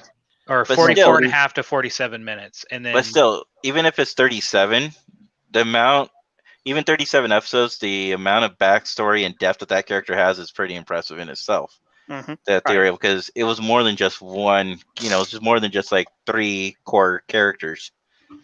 They also have a fully fleshed out story for Dukat, other secondary characters. Martok. That's where you really learn about the Klingons. You get Worf, you get Martok. You actually learn that Klingons aren't like Worf. They actually have history. You learn about Ferengi. Ferengi are just what you see in TNG. Quark's character is 37. It is 37. But still, 37 episodes, and to get that much backstory is still impressive. Because you have other characters who have been in the show just as long, like Julian Bashir's character. You really don't know a lot about him besides he's an augment. Because his parents had him augmented. You don't know much about his backstory. You do get a relationship with him and Miles O'Brien, but you don't talk about his history. You don't talk about the past. You don't talk about the things that he really loves. They always do everything that Miles wants to do. And that's what you see. Oh, well, they have these things in common now. Oh, Miles likes to do this. Julian went to. Oh, I like that too. And so you got other characters that weren't as developed. See, one thing I was going to say, that the Doctor, one thing with him, with Bashir on Deep Space Nine, that I always kind of caught, and they always deny it. They always say that they came up with the idea to make him an augment later. But I think they did it from the beginning, and they just didn't want to say anything about it, because one of the biggest things that Constantly is saying is, oh, I would have been lead of my class, but I messed up and mixed up a post-gangliotic nerve from a pre-ganglionic something or other. Like, the whole time he keeps saying that, and I always thought, like, when he was saying it, I'm like, I assume this is something that is very trivial because that's what they're playing it off as. But he makes it a point to always say it, so it's like it almost seemed fake from the beginning. Yeah. And then when they bring in the augment thing where he's genetically enhanced, and it's like, oh yeah, that makes sense now. and So why he would he's try to good, undersell himself. and why he always wants to do the things that Miles was doing, and he was always better at all of them because he was an augment. Yeah, but I always felt like it was a missed opportunity. Oh yeah. I always thought they should have made him like because he was like a perfect augment. Mm. He was like what they wanted the augments to be, so to speak. Someone who was a superhuman, but not like, Khan. Or aggressive, Yeah. And I always homicidal thought tendencies. I always thought it would have been nice if you actually found out that actually he does have them. It's just he's able to like control them better. Possible. Jenny keeps disappearing on us. All right. Do you guys have any other favorite moments? Because we haven't really discussed the episodes, which is kind of interesting. We're just talking about our favorite moments and our. Yeah, but it's getting pretty late for a lot of people. It's so getting, Yeah. My favorite moment was when she launches Stamets out the freaking window. oh, I didn't like them. I mean, I understand the logic, but I hate it all at once, and that's why I know how Stamets feels. But I understand it. I just like normal in Star Trek, I would have expected they kept him on and he would have like helped save the day. But in this one, they're like, nope, get out the window. Another. But she had an idea in her head that her boyfriend would book might be able to fly the ship. Yeah, I don't. Yeah, know I was gonna say that's like. I don't want to call it a WTF moment because we're done with those, but that was like a really, come on. Yes, really. No, that's what a captain needs to do. I mean, captains need to make the No, tough not calls. that. No, not that. I'm talking about having the logic that because of Booker's alien genes, he can jump the ship. That's what I was like. Really? Not the fact that he kicked. She. Well, that's the thing. He explained that he has this connection. It's more now they explain that not only the connection on animals, but it's a connection with the universe. It's a connection with the mycelial network that he can reach out and he can touch these things and control and manipulate. Not control, manipulate. Okay, really, something else. That's all. I mean, when they did it, I was like. I kind of when I watched back through the episode, I don't think Burnham was thinking that when she launched Stamets out. Oh, definitely not. I think she was more thinking of without Stamets there, the Federation with her help, can take back the ship, and when when the chain's gone and all this is solved, Stamets can come back and we can jump back to the planet. That was the plan in her head, and shit changed. I think yes and no. I think that was a primary plan, but I think she already knew that he could do it in a crunch. Maybe. I think that's going to come up a lot in the next one because I think that's going to be a thing. Like they're going to get Qui-Gon into the Federation, and they're going to try to get the Empaths to join, and then they're going to put spore drives on the other ships. And I think Stamets might end up becoming a villain. I don't see Stamets being a villain. No, I don't. I won't say like a villain in the sense like Osiris a villain or Khan was a villain, but someone who is definitely not there for the best thing. Like I think he's going to try his best to like undermine Burnham. Yeah, and that's going to be character growth. I don't think that's going to be villain style territory. I think that it's just going to be a character growth between the two of them. They're going to have their feud next season, and then they're going to get over it together. There's going to be a moment where they come together, and because the whole thing is about family now. And Burnham, I can see her pushing family goals, family values, and sometimes as captain though, you got to make those tough calls.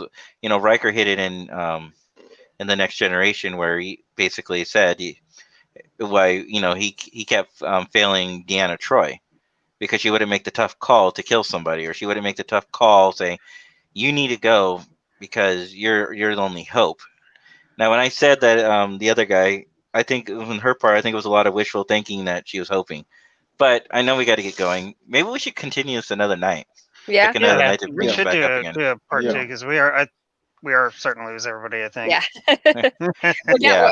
We're up to 5 again. I think the highest we had was 7 viewers. So 9. We had 9. We had 9 at one point.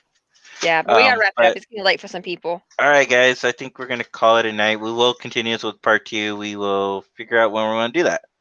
I want to say, live long and prosper. Peace and long life. Night, guys.